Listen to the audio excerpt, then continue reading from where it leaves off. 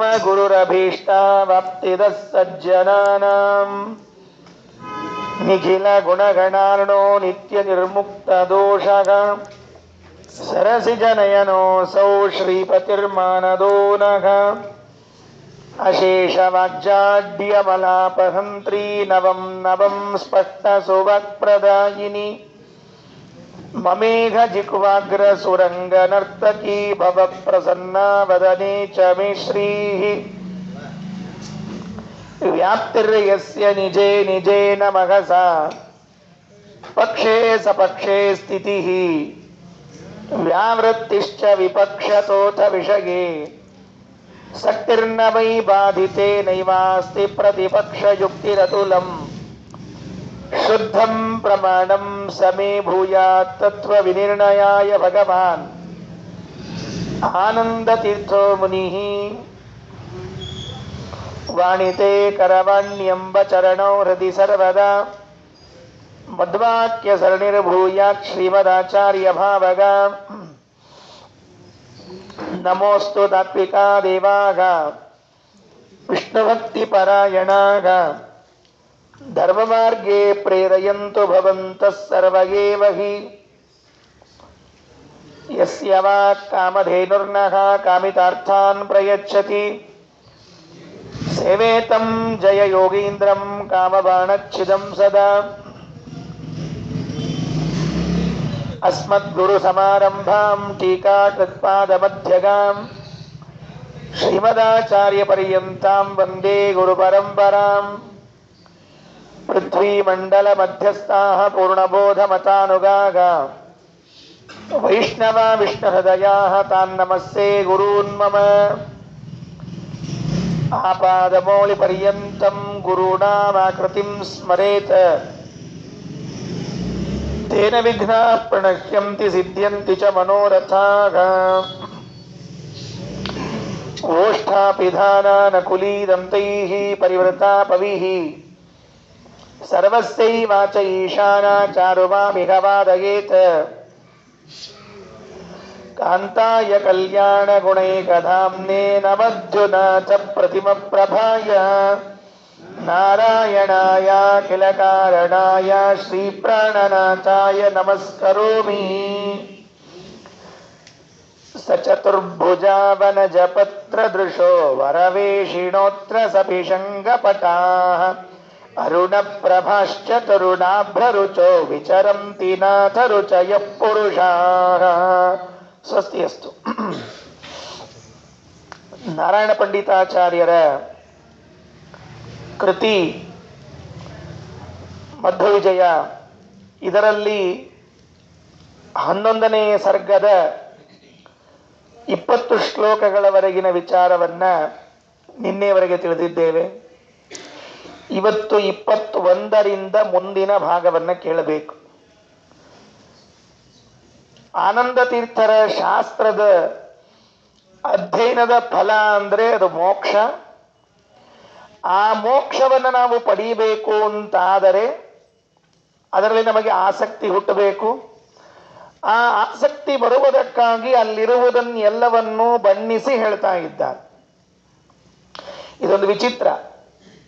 ಯಾವುದನ್ನ ಬಣ್ಣಿಸ್ತಾರೆ ಅಂದರೆ ಆಸಕ್ತಿ ಬರಲಿ ಅಂತ. ಆ ಆಸಕ್ತಿ ಬಂದಾಗ ಇನ್ನುಳಿದದ್ದು ಅನಾಸಕ್ತಿ ಆಗ್ತದೆ. ಬೇಡವೇ ಬೇಡ ಉಳಿದದ್ದು ಅಂತ ಪ್ರಾರಂಭ ಆಗ್ತದೆ. ಮೋಕ್ಷದ ಬಗ್ಗೆ ವರ್ಣನೆಯನ್ನ ಮಾಡಿದಾಗ ಸಂಸಾರ ಬೇಡ ಅಂತ ಅನಿಸ್ತದೆ.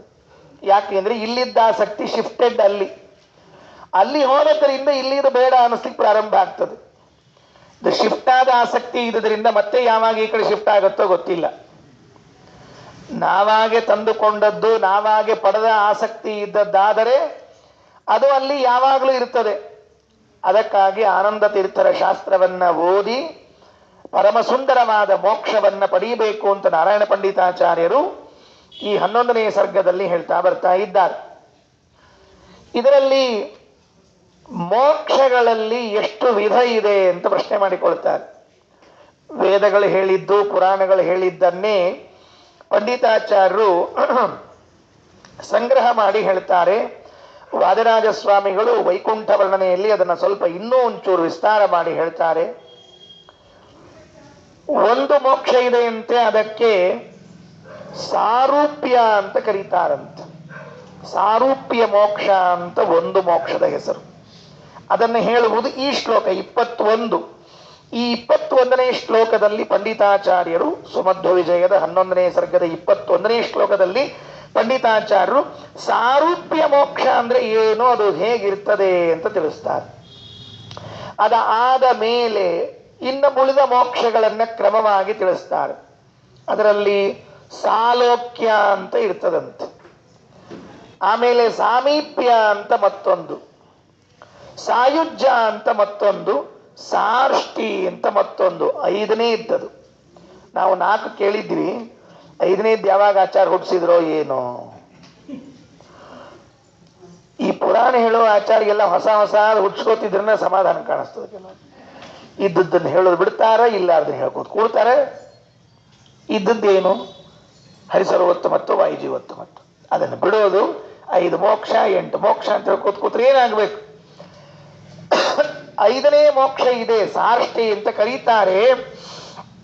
ಅದರ ಬಗ್ಗೆ ಕ್ರಮವಾಗಿ ಹೇಳ್ತಾ ಹೋಗೋಣ. ಈ ಇದನ್ನ ಇದೆಯಲ್ಲ, ಯಾವುದದು ಸಾರೂಪ್ಯ ಮೋಕ್ಷ ಅಂತ ಅನ್ನೋದಿದೆಯಲ್ಲ, ಇದು ಬಹಳ ಒಂದು ಸುಂದರವಾದದ್ದು. ಮುಂದಿನದ್ದು ಇನ್ನೂ ಸುಂದರ ಆದರೂ ಕೂಡ ಇದು ಪ್ರಧಾನ ನಮಗಿರೋದು. ಅದಕ್ಕೆ ಈ 21ನೇ ಶ್ಲೋಕದಲ್ಲಿ ಹೇಳುವಾಗ ಸ ಚತುರ್ಭುಜ ವನಜಪತ್ರ ದೃಶೋ ವರವೇಶಿಣೋತ್ರ ಸಪಿಶಂಗಪಟಾಹ ಬರಚರ ಅರುಣ ಪ್ರಭಾಶ್ಚ ತರುಣಾಭ್ರರುಚೋ ವಿಚರಂತಿ ನಾಥ ರುಚಯ ಪುರುಷಾಃ. ಸಚತುರ್ಭುಜಾಃ 4 ಭುಜಗಳು ದೇವರಿಗೆ ಇದ್ದಂತೆ ನಮಗೂ ಕೂಡ ಬರ್ತದೆ. ಇದು ಮೊದಲನೇ ಸಾರೂಪ್ಯ. ಇದೆಲ್ಲ ಕೆಲವು ಚಿಂತನೆಗಳನ್ನು ಮಾಡಬೇಕು. 1-2 ಶ್ಲೋಕ ಹೇಳಿ ಆಮೇಲೆ ಆ ಚಿಂತನೆಯನ್ನು ಪ್ರಾರಂಭ ಮಾಡ್ತೇನೆ. ಯಾಕೆ ಅಂದ್ರೆ ಇಲ್ಲಿ ಇದೆ, ಈ ಮುಂದಿನ ಶ್ಲೋಕ ಹೇಳಿದ್ಮೇಲೆ ವಿಚಾರ ತಗೊಳ್ತೀನಿ. ಈ 4 ಕೈ ಬರ್ತದಲ್ಲ, ಸುಮ್ಮನೆ ಕುತೂಹಲ ಮೂಡಿಸಿಟ್ಬಿಡ್ಬೇಕು. ಏನ್ ಹೇಳ್ತಾರೋ ಏನೋ ಆಚಾರ, ಏನ್ ಹೇಳ್ತಾರೋ ಏನೋ. ಕೊನೆಗೆ ಅಯ್ಯ ಇಷ್ಟನೇ ನಾ ಎಷ್ಟು ಹೇಳ್ತಾರ ಅಂತ ತಗೊಂಡಿದ್ದೆ ಆಚಾರ ಬಗ್ಗೆ, ಹಂಗ ಕುತೂಹಲ ಹುಟ್ಟಬೇಕಲ್ಲ. 4 ಕೈ ಬಂದ್ರೆ ಈ ಜೀವನ ಸ್ವರೂಪ ಇದ್ದದ್ದು ಎಷ್ಟು? ಇಷ್ಟೇ. ಇಷ್ಟಲ್ಲ, ಅಷ್ಟೇ ಎಷ್ಟಂತ ಗೊತ್ತಿಲ್ಲ, ಕಾಣಿಸೋದಿಲ್ಲ. ಇಂಥ ಜೀವ ಮೋಕ್ಷವನ್ನ ಹೊಂದಿದಾಗ ಅವನಿಗೆ 4 ಕೈ ಬಂದ್ರೆ ಕಾಣಿಸೋದೇನು? ಎಲ್ಲಿ ಕಾಣಿಸ್ಬೇಕು ಅವನಿಗೆ? ಜೀವ ಇರೋದು ಸಾಸಿವೆ ಕಾಳು ಅಂತ ಇಟ್ಕೊಳ್ರಿ, ಬಹಳ ದೊಡ್ಡದಾಗ್ತದೆ ಸಾಸಿವೆ ಕಾಳು ಅಂತ ಇಟ್ಕೊಂಡ್ರೆ ಅದಕ್ಕೆ 4 ಕೈ ಹತ್ಕೊಂಡ್ರೆ ನಮಗೇನ್ ಕಾಣಿಸ್ಬೇಕ್ರಿ? ಏನಾರ ಕಾಣಿಸಂಗೇ ಇಲ್ಲ. ಯಾರು ಅಕ್ಕಿ ಕಾಳಿನ ಮೇಲೆ ಗೀತಾ ಬರ್ದಿದ್ರಂತ ಕೇಳಿರ್ಲು? ಗಿನಿಸ್ ರೆಕಾರ್ಡ್ ಆಯ್ತದು. ಅಕ್ಕಿ ಕಾಳ ಮೇಲೆ ಗೀತಾ ಅಂದೆ ಬರೆದ್ರೆ ಬರೋಬ್ಬರಿ ಓದೋದು ಹೆಂಗೆ ಅಂತಿದ್ದೆ ನಾನು. ಅವ್ರು ಬರೆಯೋದ್ ಬಗ್ಗೆ ನಂಗೆ ತಕರಿಲ್ಲ, ಅವರು ಶ್ರಮಪಟ್ಟು ಬರೆದಿದ್ದಾರೆ ದೊಡ್ಡವರು. ಆದ್ರೆ ಓದೋರು ಹೇಗೆ ಅದನ್ನ ನಾವು ಇರೋದೇ ಇಷ್ಟಿರ್ತೀವಿ, ಇದಕ್ಕೆ 4 ಭುಜಗಳು ಬಂದ್ರೆ ಏನ್ ಗತಿ? ಸರಿ, ಹಾಗಾದ್ರೆ ದೇಹ ಏನಾಗತ್ತೆ ಮುಂದೆ? ಮೋಕ್ಷದಲ್ಲೂ ಇದು ಹೀಗೆ ಇರ್ತದ? ಸ ಚತುರ್ಭುಜ ವನಜಪತ್ರ ದೃಶೋ. ವನಜಪತ್ರ ಅಂತ ಕೇಳಿದ್ರೆ ಅದು ಕಮಲದಂತ ಕಣ್ಣಂತ. ಎಲ್ಲಿದೆ ಕಮಲ ಅಂತ ಶಬ್ದ? ಇಲ್ಲ. ವನ ಅಂದ್ರೆ ನೀರು ಅಂತ ಅರ್ಥ ಸಂಸ್ಕೃತದಲ್ಲಿ. ವನ ಅಂದ್ರೆ ಏನು? ನೀರು. ವನಜ ಅಂದ್ರೆ ನೀರಿನಲ್ಲಿ ಹುಟ್ಟಿದ್ದು, ಅದರ ಪತ್ರ ಅಂದ್ರೆ ನೀರಿನಲ್ಲಿ ಹುಟ್ಟಿದ ಕಮಲದ ದಳದಂತೆ ದೃಶಃ ಕಣ್ಣಿದ್ದವರು. ವನಜಪತ್ರ ದೃಶಃ. ಅಲ್ಲಿ ಮುಕ್ತಿಯಲ್ಲಿ ಇದ್ದಾಗ ಇವರಿಗೆ 4 ಕೈಗಳು ಬರ್ತದೆ, ಕಣ್ಣುಗಳು ಕಮಲದಂತಹದ್ದು. ವರವೇಷಿಣ, ಏನು ಅದ್ಭುತವಾದ ವೇಷ ಹಾಕೊಂಡಿರ್ತಾರಂತೆ, ಉತ್ತಮ ಅಲಂಕಾರ. ವೇಷ ಹಾಕೊಂಡ್ರಿಂದ ವೇಷ ಅಲ್ಲ, ಉತ್ತಮವಾದ ಅಲಂಕಾರದಿಂದ ಕೂಡಿದವರಾಗಿರ್ತಾರೆ. ವರವೇಷಿಣ ಸಪಿಶಂಗ ಪಟಾಹ, ಪೀತಾಂಬರಧಾರಿಗಳಾಗಿರ್ತಾರೆ. ಅರುಣ ಪ್ರಭಾಹ, ಕೆಲವರು ಬೇರೆ ಬೇರೆ ಬಣ್ಣ ಹೇಳ್ತಾರೆ, ಕೆಲವರು ಕೆಂಪು, ಕೆಲವರು ನೀಲಿ, ಹೀಗೆ ಬೇರೆ ಬೇರೆ ಮೈ ಬಣ್ಣದವರು ಇರ್ತಾರಂತೆ. ಎಲ್ರಿಗೂ ಒಂದೇ ಬಣ್ಣ ಇರೋದಿಲ್ಲ. ಅಲ್ಲಿ ನಿಮ್ಗೆ ಯಾವ ಬಣ್ಣ ಬೇಕೋ ಆ ಬಣ್ಣ ಸಿಗ್ತದೆ. ಅದು ಈ ಏಷ್ಯನ್ ಪೇಂಟ್ನವ್ರದಲ್ಲ, ಮತ್ತೆ ಅದು ಅಲ್ಲಿ ಅವ್ರದೊಂದು ದೇವ್ರದೊಂದು ಕಂಪನಿ ಅದಲ್ಲಿ ನಾರಾಯಣ ಪೇಂಟ್ ಅಂತ ಒಂದದ, ಅದು ಸಿಗ್ತದೆ ಅಷ್ಟೇ, ಇದು ಸಿಗೋದಿಲ್ಲ. ಅಲ್ಲಿ ಅಪ್ರಾಕೃತವಾಗಿರುವ ವರ್ಣಗಳು ಅಲ್ಲಿ ಇವೆ. ಆ ಅಪ್ರಾಕೃತವಾಗಿರುವಂತಹ ವರ್ಣಗಳು ಉಳ್ಳವರಾಗ್ತಾರೆ. ನಾಥ ರುಚಯ ಪುರುಷಾಹ, ನಾಥ ರುಚಿ ಅಂದ್ರೆ ದೇವರು. ಆ ದೇವರಂತೆ ಬಣ್ಣ ಬಂದವರು ದೇವರಂತೆ ಆಕೃತಿ ಬಂದವರಾಗ್ತಾರೆ ಅಂತ ತಿಳಿದುಕೊಂಡು ಬರೀ ಹೇಳ್ತಾರೆ. ಅದಕ್ಕಾಗಿ ಈ ಶ್ಲೋಕದಲ್ಲಿ ಹೇಳಿದ್ದು ಮೊದಲು ಸಾರೂಪ್ಯ. ಇದನ್ನು ಕರೆದದ್ದೇನು ಕರೆದಿದ್ದಾರೆ? ಸಾರೂಪ್ಯ ಮೋಕ್ಷ ಅಂತ ಕರೀತಾ ಇದ್ದಾರೆ. ಸಾರೂಪ್ಯದಲ್ಲಿ ಭಗವಂತನ ರುಚಿಗೆ ತಕ್ಕ ರುಚಿ, ಭಗವಂತನ ಬಣ್ಣಕ್ಕೆ ತಕ್ಕ ಬಣ್ಣ ಇದೆ ಅಂತ ಹೇಳ್ತಾ ಇದ್ದಾರೆ. ಭಗವಂತನ ದೇಹಕ್ಕೆ ತಕ್ಕದಾದ ದೇಹ ಇದೆ. ಹೊರತಾಗಿ ಸರ್ವಾತ್ಮನ ಸಾಮ್ಯವನ್ನು ತಿಳಿಬಾರದು. ದೇವರಂತೆ ಇವರು ಇದ್ದಾರೆ ಅಂತ ಅರ್ಥ ಮಾಡಿಕೊಳ್ಳಬಾರದು. ದೇವರಂತೆ ಇವರಿಗೂ ಕೂಡ ಚತುರ್ಭುಜಗಳು, ದೇವರಿಗೆ ಹೇಗೆ ಆಭರಣಗಳು ಬೇಕೋ ಹಾಗೆ ಇವರಿಗೂ ಆಭರಣಗಳು ಎಲ್ಲವೂ ಕೂಡ ಇದರಲ್ಲಿ ಬರ್ತದಂತೆ. ಇದು ಒಂದು ಮೋಕ್ಷ. ಇದಾದ ಮೇಲೆ ಇನ್ನೊಂದು ಮೋಕ್ಷ ಇದೆ ಅಂತ.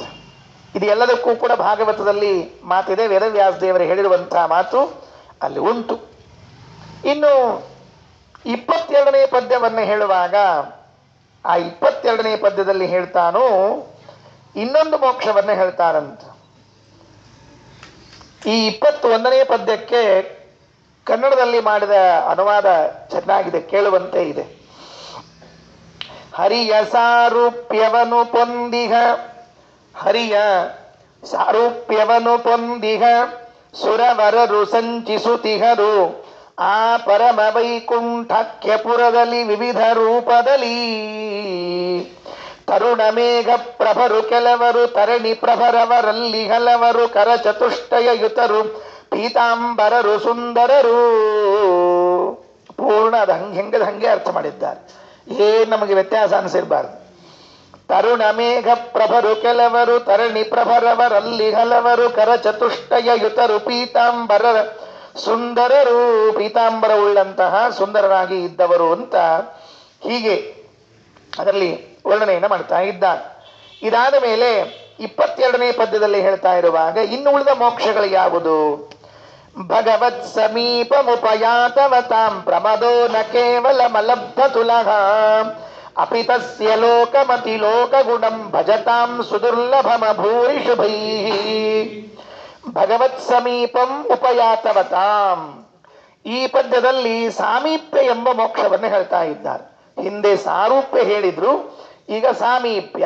ಭಗವತ್ ಸಮೀಪಮುಪಯಾತವತಾಂ ಪ್ರಮದೋ ನ ಕೇವಲ ಮಲಬ್ಧ ತುಲಹ. ಅವರಿಗಾಗುವಂತಹ ಆನಂದಕ್ಕೆ ಇಷ್ಟು ಅಂತ ಒಂದು ತೂಕ ಮಾಡಿ ಹೇಳಿಕ್ ಬರೋದಿಲ್ವಂತೆ, ತುಲನೆ ಮಾಡಿ ಹೇಳಿಕ್ ಬರೋದಿಲ್ವಂತೆ. ದೇವರ ಸಾಮೀಪ್ಯವನ್ನ ಹೊಂದಿಬಿಟ್ಟ ಮೇಲೆ ಎಷ್ಟಾಯಿತು ಅವರಿಗೆ ಆನಂದ ಅಂತ ಕೇಳಿದರೆ ಎಲ್ಲಿರಿ ಹೇಳೋದು ನಾವು? ಆ ಆನಂದವನ್ನ ಅಳೆಯುವಂತಹ ಇದನ್ನೇ ಬಂದಿಲ್ಲ, ಮಾನದಂಡವೇ ಬಂದಿಲ್ಲ.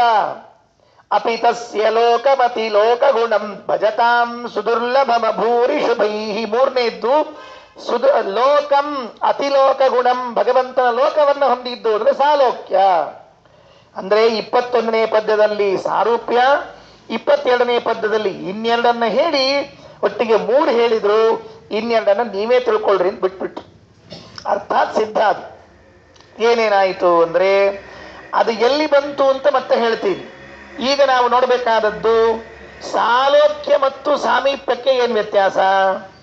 ಸಾಲೋಕ್ಯ ಅಂದ್ರೆ ದೇವರ ಸಮಾನವಾದ ಊರಿನಲ್ಲಿ ಇರೋದು, ಒಂದೇ ಊರಿನಲ್ಲಿ ನಾವು ದೇವರಿಬ್ರು ಒಂದೇ ಊರಿನಾಗಿರೋದು. ನಾವು ಕೆಲವು ಇರ್ತಾವ ನೋಡ್ರಿ, ಗಂಗಾ ನಮಗ ಸಾಲೋಕ್ಯ ಇಲ್ರಿ, ಯಾಕ ಗಂಗಾ ಇರೋದು ಕಾಶಿ ಒಳಗೆ, ನಾವಿರೋದು ಧಾರವಾಡದೊಳಗೆ. ಹಿಂಗಾಗಿ ನಮಗ ಅವರಿಗೆ ಸಮಾನವಾದ ಲೋಕ ಇಲ್ಲ ಅಂದ್ರೆ ಊರಿಲ್ಲ ಅಂತ ತಾತ್ಪರ್ಯ ಅಷ್ಟೇ, ಸಮಾನವಾದ ಊರಿಲ್ಲ. ಆದ್ರೆ ಸಾಲೋಕ್ಯ ಮೋಕ್ಷವನ್ನ ಪಡೆದಾಗ ದೇವರ ಊರಿನಲ್ಲೇ ಇರುವಂತಹ ಭಾಗ್ಯ ಇರ್ತದಂತೆ.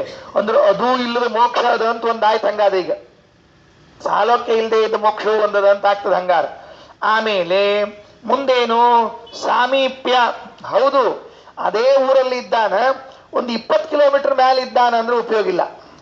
ಅದೇ ಊರಲ್ಲಿ ಇದ್ದಾನ, ದೇವರಿದ್ದ ಊರಿನಾಗ ಇದ್ದಾನ, ಹೋಗ್ತಾ ಬರ್ತಾ ಗಾಡಿ ಚಾರ್ಜ್ ಮಾಡ್ಕೊಂಡು ಹೋಗಿ ಬರ್ತಾನ ಅಂತಂದ್ರೆ ಉಪಯೋಗ ಇಲ್ಲ. ಅದಕ್ಕೆ ಸಾಮೀಪ್ಯ. ಸಾಮೀಪ್ಯ ಅಂದ್ರೆ ದೇವರ ಮನೆ ಎದುರಿಗೇ ಇರೋದು. ಬಾಗಿಲು ತೆಗೆದ್ರೆ ಮೊದಲು ದೇವರ ಮನೆ ಕಾಣಿಸ್ತಿರ್ಬೇಕ್ರಿ ಅವಂಗ. ಅಲ್ಲಿ ಗಂಟಿ ಹೊಡೆದ್ರೆ ಇಲ್ಲಿ ಕೇಳಿಸೋದೆ, ಓ ನೈವೇದ್ಯ ಆತ್ ನೋಡು ಮಡ್ದಾಗ ಹಸ್ತೋದಕನ ಇನ್ನ ಅಂತಿದ್ದಾರಲ್ಲೋ.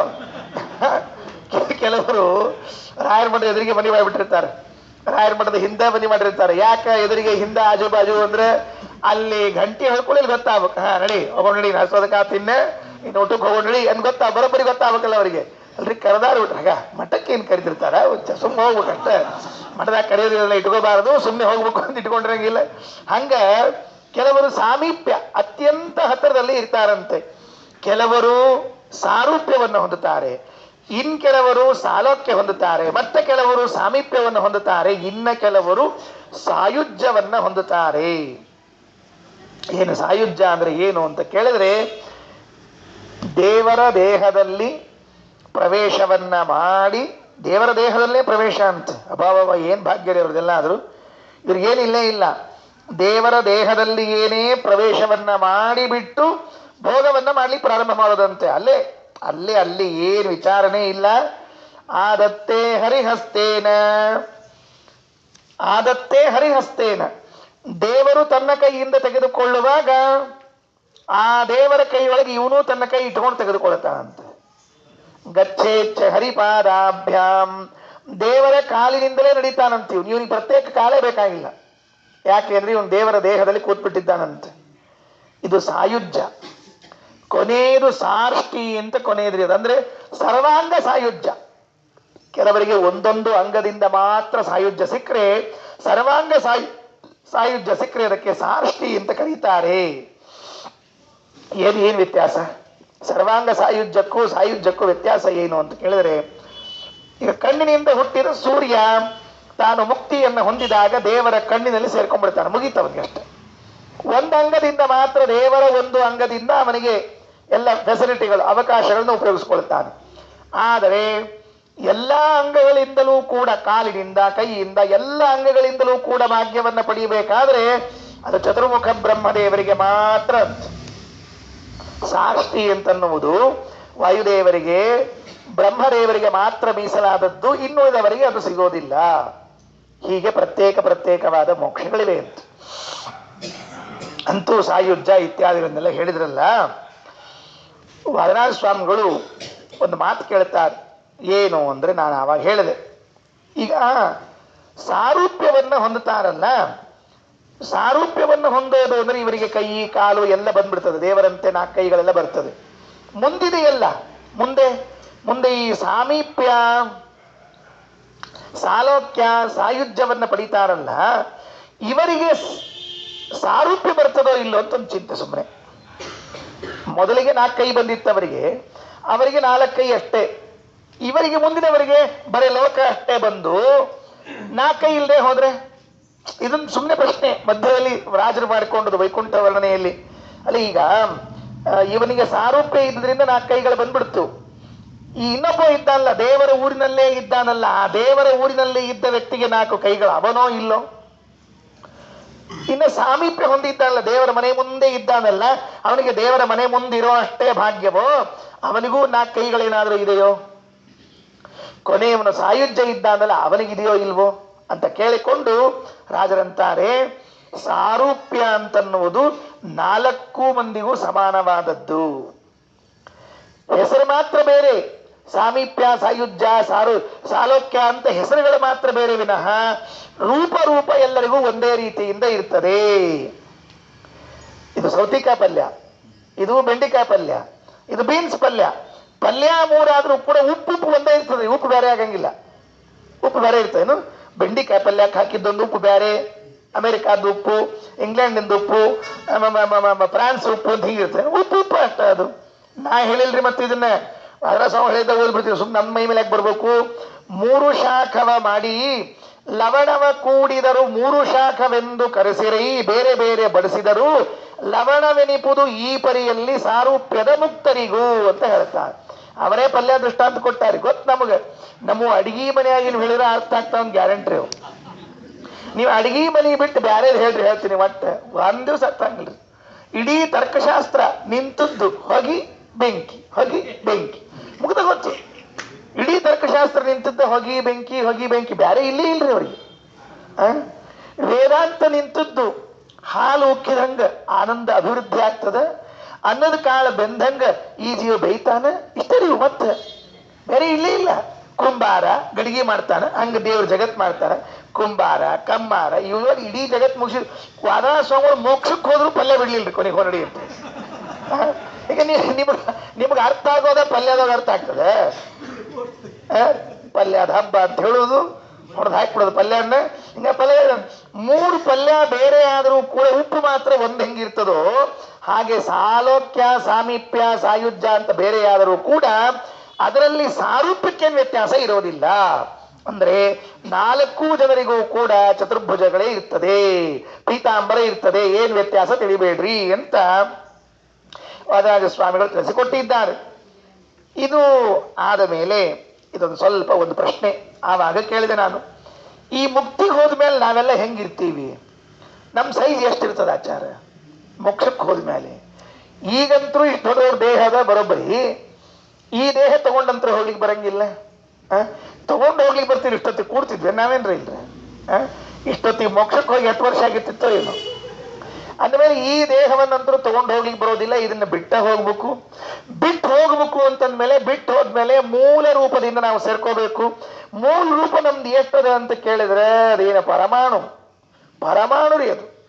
ಇಷ್ಟದ ಅದು. ಅಷ್ಟು ಅಣುವಾಗಿರುವಂತಹ ಜೀವ ಮೋಕ್ಷದಲ್ಲಿ ಹೋದಾಗ ಏನ್ ಸುಖ ಪಡ್ತಾನವ? 4 ಕೈ ಬಂದು ಏನಾಗ್ಬೇಕಾಗ್ಯದ, ಅಲ್ಲಿ ಹೆಂಡತಿ ಇದ್ದೇನಾಗ್ಬೇಕಾಗ್ಯದ, ಅಲ್ಲಿ ಲಗ್ನ ಮಾಡ್ಕೊಂಡು ಲಗ್ನ ಏನ್ ಮಾಡ್ಕೋದ್ರ ಬಿಡ್ರಿ, ಅಲ್ಲಿ ಅವೇನು ವಿಹಾರ ಈಗ ಬರ್ತದೆ. ಇವತ್ತೆಲ್ಲ ವಿಹಾರ ಮಾಡಿದ ಗಂಡ ಹೆಂಡತಿ ಗಾರ್ಡನಿಗೆ ಹೋಗಿದ್ರು, ವಿಮಾನ್ಯಾಗ ಹತ್ಕೊಂಡು ಹೋದ್ರು, ಇವೆಲ್ಲ ಬರ್ತದೆ. ಅವ್ರು ಹೆಂಗ್ ಡ್ರೆಸ್ ಮಾಡ್ಕೊಂಡು ಎಲ್ಲ ಹೇಳ್ತಾರೆ. ಅಲ್ಲ ಅವೆಲ್ಲ ಏನ್ ಇಷ್ಟದ, ನಿಮ್ದು ಇರೋದೇ ಇಷ್ಟದ, ಏನ್ ಮಾಡ್ತೀರಿ ಹೇಳಿ ನೋಡಂತ. ಏನ್ ಮಾಡ್ಲಿಕ್ಕೆ ಬರಂಗಿಲ್ಲ. ನಾ ಸಣ್ಣವಿದ್ದಾಗ ನಮ್ಮಪ್ಪ ಒಂದು ಕಥೆ ಹೇಳ್ತಿದ್ರಿ, ಭಾಳ ಚಂದ. ಚೋಟ್ಯಾನ್ ಕಥೆ ಅಂತ ಹೇಳ್ತಾರೆ, ಭಾಳ ಚಂದ ಇತ್ತು ಇದು ಕಥೆ. ಚೋಟ್ಯಾನ್ ಕಥೆ ಅಂದ್ರೆ ಏನ್ರಿ, 6 ಮಂದಿ ಅಣ್ಣಂದ್ರಿಗೆ ಒಬ್ಬ ತಮ್ಮ ಇದ್ರೆ, ಇಷ್ಟ ಇದ್ರಿ ಹುಟ್ಟಿದ್ದು ಇಷ್ಟು ಹುಟ್ಟಿದ್ದಂತ ಅದೊಂದು ಕಥೆ ಹೇಳ್ತಿದ್ರು ನಮ್ಮಪ್ಪ. ನಂಗೆ ಭಾಳ ಚಂದ ಇತ್ರಿ, ಇವತ್ತಿಗೂ ನೆನಪಿಟ್ಟು. ಅಂದ್ರೆ ಇರೋದೇ ಇಷ್ಟಿದ್ದು ಬಿಟ್ಟು ನಾವು ಏನ್ ಮಾಡ್ಬೇಕು ಹೇಳಿ ನೋಡಂತ. ಏನು ಮುಂದೇನಿಲ್ಲ ಇಲ್ಲ ನಾವು. ಹಾಗಾದ್ರೆ ಏನ್ ವ್ಯವಸ್ಥೆ? ಅದಕ್ಕೆ ಮತ್ತೆ ಆಚಾರ್ಯರು ಬೃಹದಾರಣ್ಯಕ ಭಾಷ್ಯದಲ್ಲಿ ಹೇಳುವಾಗ ಒಂದು ಮಾತನ್ನು ಹೇಳುತ್ತಾರೆ. ಹೌದು, ನಾವು ಸ್ವರೂಪತಃ ಅಣುವಾಗಿದ್ದರೂ ಕೂಡ ಮುಕ್ತಿಯಲ್ಲಿ ನಮಗೆ ಎಂತಹ ದೇಹ, ಎಷ್ಟು ಎತ್ತರದ ಸುಂದರವಾದ ದೇಹ ಬೇಕೋ ಅಂಥ ದೇಹವನ್ನ ಪಡಿತೇವೆ. ಸ್ವರೂಪ ದೇಹ ಹಿಗ್ಗುತ್ತದೆ. ಸ್ವರೂಪ ದೇಹ ಏನಾಗ್ತದೆ? ವಿಸ್ತಾರಗೊಳ್ಳುತ್ತದೆ, ಹಿಗ್ಗುತ್ತದೆ. ಅದು ಇಷ್ಟೇ ಇದ್ರೂ ಕೂಡ ಎಷ್ಟು ಬೇಕಾದ್ರೂ ಹಿಗ್ಗುತ್ತದೆ ಅಂತ. ಅದು ಹಿಗ್ಲಿಕ್ಕೆ ಈಗ ಮೊಸರು ಮಜ್ಜಿಗೆ ಆಗ್ಲಿಕ್ಕೆ ಒಂದಿನ ಕಾರಣದ ನೋಡ್ರಿ, ಏನದು ಹೇಳಿ ನೋಡಂತ. ನೀರು. ಮೊಸರು ಮಜ್ಜಿಗೆ ಆಗ್ಲಿಕ್ಕೆ ನೀರು. ಕೆಲವರು ಹಿಂಗ್ ಮಜ್ಜಿಗೆ ಮಾಡಿರ್ತಾರೆ, ಹೇಳ್ತೀನಿ.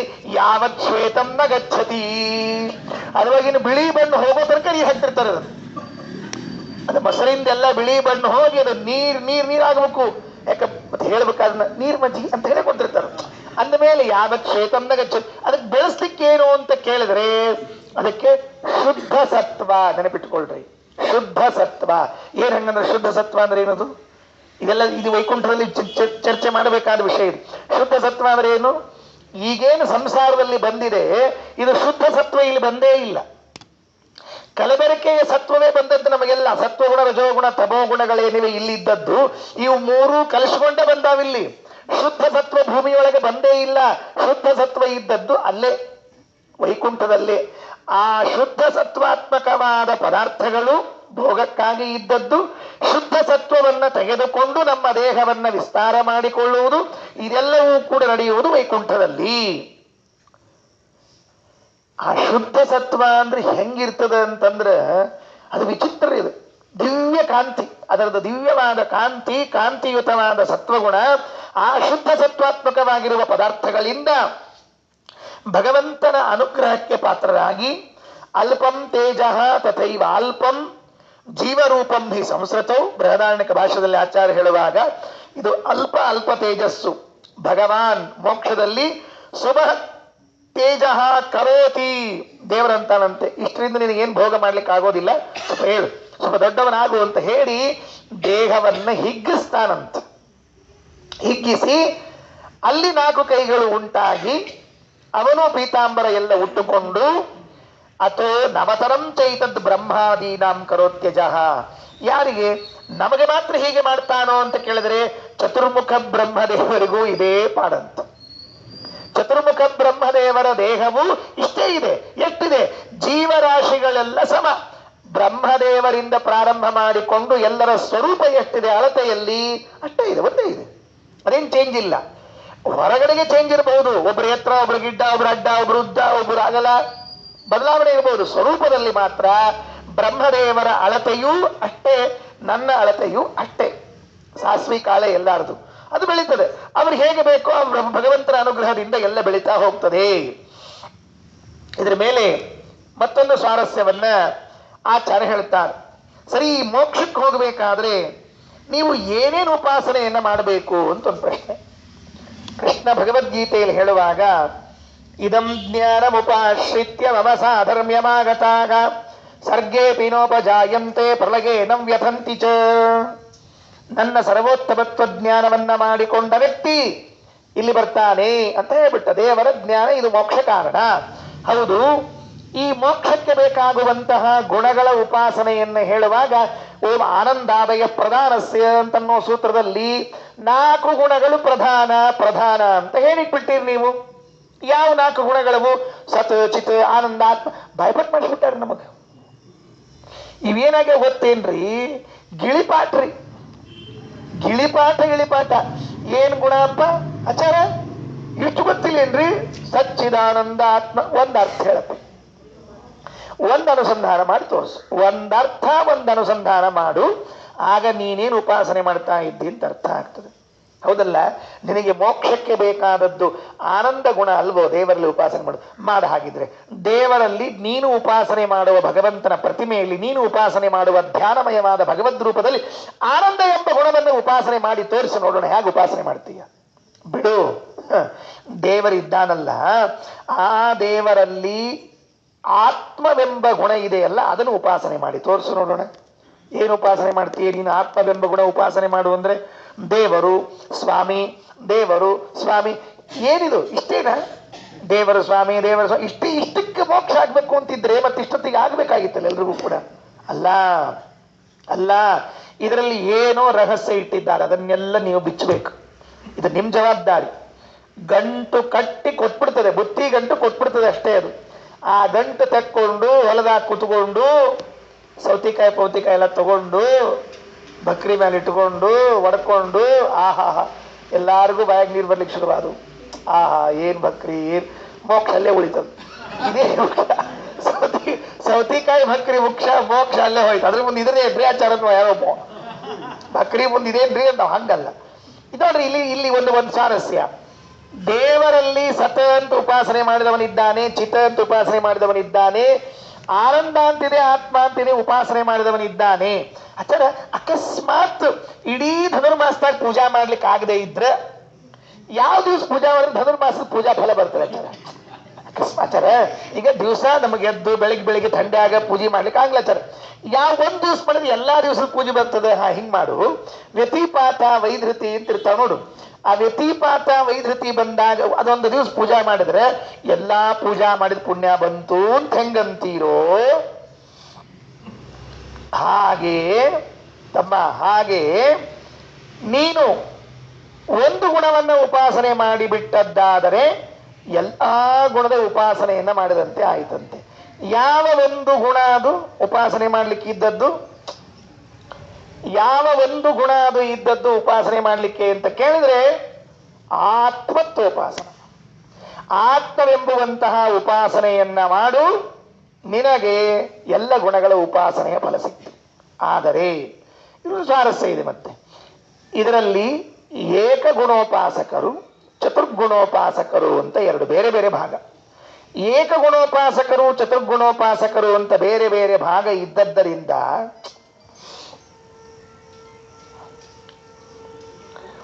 ಆ ಏಕಗುಣೋಪಾಸಕರ ಫಲವೇನು ಅಂತ ಕೇಳಿದ್ರೆ, ಏಕಗುಣೋಪಾಸಕರ ಫಲವೇನು ಅಂತ ಕೇಳಿದ್ರೆ ಆಚಾರ್ಯರಂತಾರೆ ಅವರಿಗೆ ಅಲ್ಲಿ ಹೋಗೋ ಭಾಗ್ಯ ಇಲ್ವಂತೆ.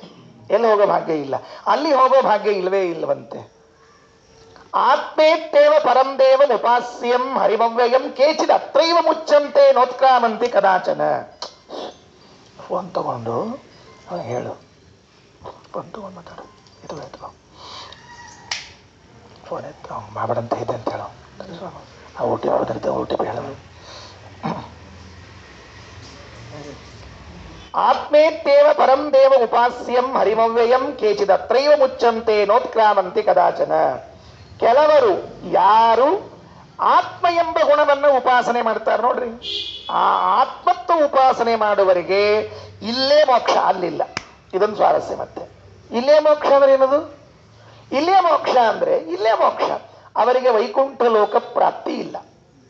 ಆದರೆ ಮೋಕ್ಷದ ಸುಖಗಳನ್ನೆಲ್ಲವನ್ನ ಇಲ್ಲಿ ಅನುಭವಿಸ್ಬೋದು ಅವರು.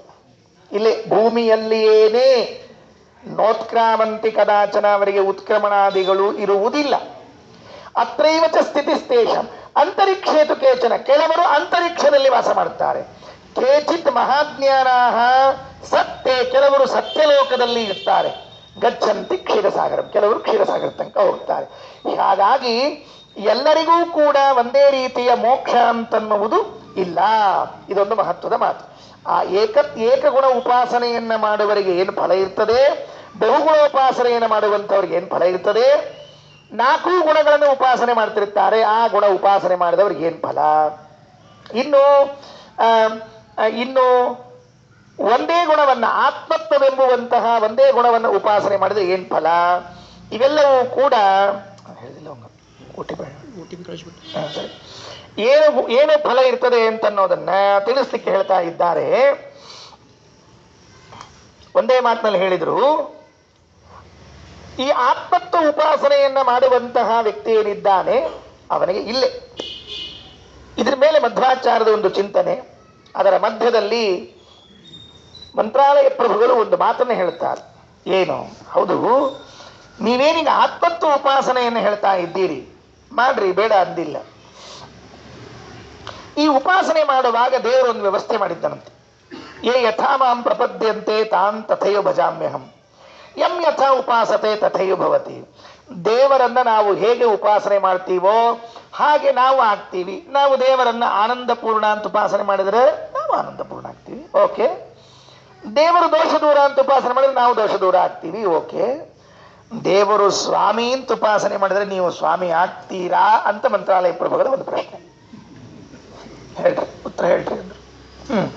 ಇಂಥಲ್ಲಿ ಹಿಡಿತಾರ್ರಿ, ಬರೋಬ್ಬರಿ ಮೂಗು ಹಿಡಿತಾರೆ, ನಮ್ಮ ಬಾಯಿ ಎಲ್ಲಿ ತೆಗಿಸ್ಬೇಕಲ್ಲಿ ತೆಗಿಸ್ತಾರೆ. ಹೌದಪ್ಪ, ನೀ ಹೇಳಿದೆಯೋ ಇಲ್ಲೋ, ದೇವ್ರೆ ಯಥಾ ಉಪಾಸತೆ ತಥೈ ಭವತಿ ಅಂತ ಹೇಳಿದೆಯೋ ಇಲ್ಲ, ನೀ ಹೆಂಗೆ ಉಪಾಸನೆ ಮಾಡ್ತಿ ಹೆಂಗೆ ಆಗ್ತಿ ಅಂದ ಮೇಲೆ, ಹಾಗಿದ್ರೆ ನಾನು ನಿನ್ನನ್ನು ಸ್ವಾಮಿ ಅಂತ ಉಪಾಸನೆ ಮಾಡ್ತೀನಿ ಅಂದ್ರೆ ನಾನು ಯಾರಿಗೋ ಸ್ವಾಮಿ ಆಗಬೇಕಾಗ್ತೀನ? ಆಗೋದಿಲ್ಲ. ಎಂದಾಗ್ಬೇಕು ನಾನು ಸ್ವಾಮಿ? ನಾವು ಯಾವಾಗ್ಲೂ ದಾಸರೇ. ಮತ್ತೆ ಯಾವಾಗ್ಲೂ ದಾಸರೇ ಆಗೋವರಿದ್ರೆ ಸ್ವಾಮಿ ಯಾವಾಗ ಆಗ್ತಿಪ್ಪ ನೀನು? ಮತ್ತು ಉಪಾಸನೆ ಮಾಡಿದ್ದೇನ್ ಫಲ? ಶ್ರವಣಂ ಕೀರ್ತನಂ ವಿಷ್ಣೋಹೋ ಸ್ಮರಣಂ ಪಾದ ಸೇವನಂ ಅರ್ಚನಂ ವಂದನಂ ದಾಸ್ಯಂ ಸಖ್ಯಂ ಆತ್ಮ ನಿವೇದನಂ. ಇದರ ಅರ್ಥ ಏನ್ ಗೊತ್ತಾ? ಏನ್ರಿ ಆಚಾರ, ನೀವೋ 2 ಸರ್ತಿ ಹೇಳಿರಿ ಭಾಗವತ್ದಾಗ. 2 ಸರ್ತಿ ಹೇಳಿರೋ ಏನು ಯಾರಿಗ್ ಗೊತ್ತು? ಮತ್ತೆ ಅದ್ರ ಆಚಾರ ಮೇಲೆ ಹಾಕ್ಬಿಡೋದು. 2 ಸರ್ತಿ ಹೇಳ್ರಿ ಏನ್ರಿ ಆಚಾರ? ನಿಮ್ ಬಾಯಿನ ಕೇಳಿದ ಭಾಗವತ್ ಲೆಕ್ಕ ಇಟ್ಕೊಳಗೆ ಬರ್ತದೆ? ಅದ್ರ ಮತ್ತೆ ಉಲ್ಟಾ. ಆತ್ಮ ನಿವೇದನ ಅಂತನ್ನೋ ಶಬ್ದಕ್ಕೆ ಪ್ರಹ್ಲಾದರಾಜರು ಹೇಳಿದ ಆತ್ಮ ನಿವೇದನವನ್ನ ಆಚಾರ್ಯರು ಭಾಗವತದಲ್ಲಿ ವ್ಯಾಖ್ಯಾನ ಮಾಡ್ತಾರೆ. ಏನು ಆತ್ಮ ನಿವೇದನ ಅಂದ್ರೆ ನಮ್ಮದೆಲ್ಲ ಒಪ್ಪಿಸ್ಕೊಂಡ್ಬಿಡೋದು ಅಂತ. ಕೆಲವರು ಹಂಗೆ ಹೇಳ್ತಾರೆ. ಆಚಾರ ಅವಸರದಾಗ ಆಚಾರ್ಯ ಮಂಗಳ ಇರ್ತದ, ಮಂಗಳದ ಅವಸರದಾಗ ಒಟ್ಟೊಂದು ಮಂಗಳ ಮಾಡಿ ಕೈ ಬಿಟ್ಬಿಟ್ರೆ ಮುಗೀತು.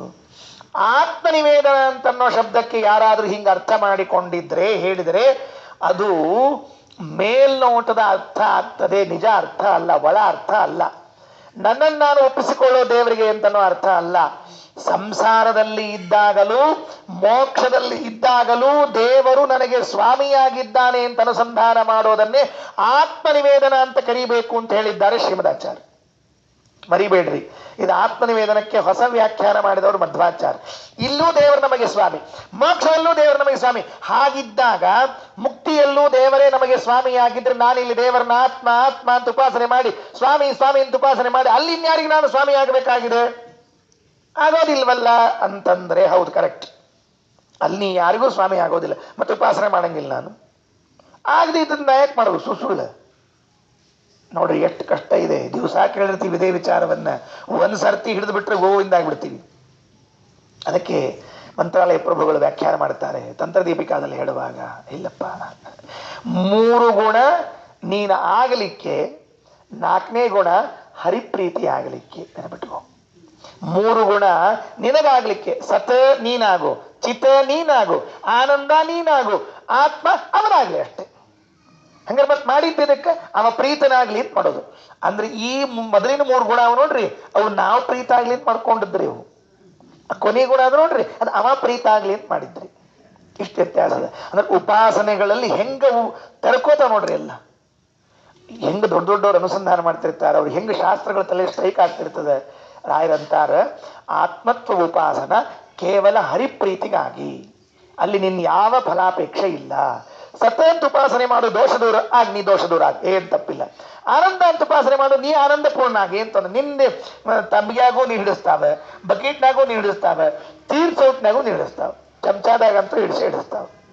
ಹಿಡಿಸಿದ್ರೆ ಆಗು, ನೀ ಆಗು, ನೀನು ಸತ ಚಿತ್ತ ಜ್ಞಾನ ಆಗು, ಜ್ಞಾನಪೂರ್ಣನಾಗು. ಆದರೆ ಸ್ವಾಮಿ ಆಗೋದಿಲ್ಲ.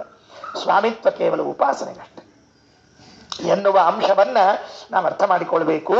ಅದರಲ್ಲಿ ಒಂದು ಗುಣ, ಯಾವ ಒಂದು ಗುಣ ಅದು? ಯಾವ ಒಂದು ಗುಣ?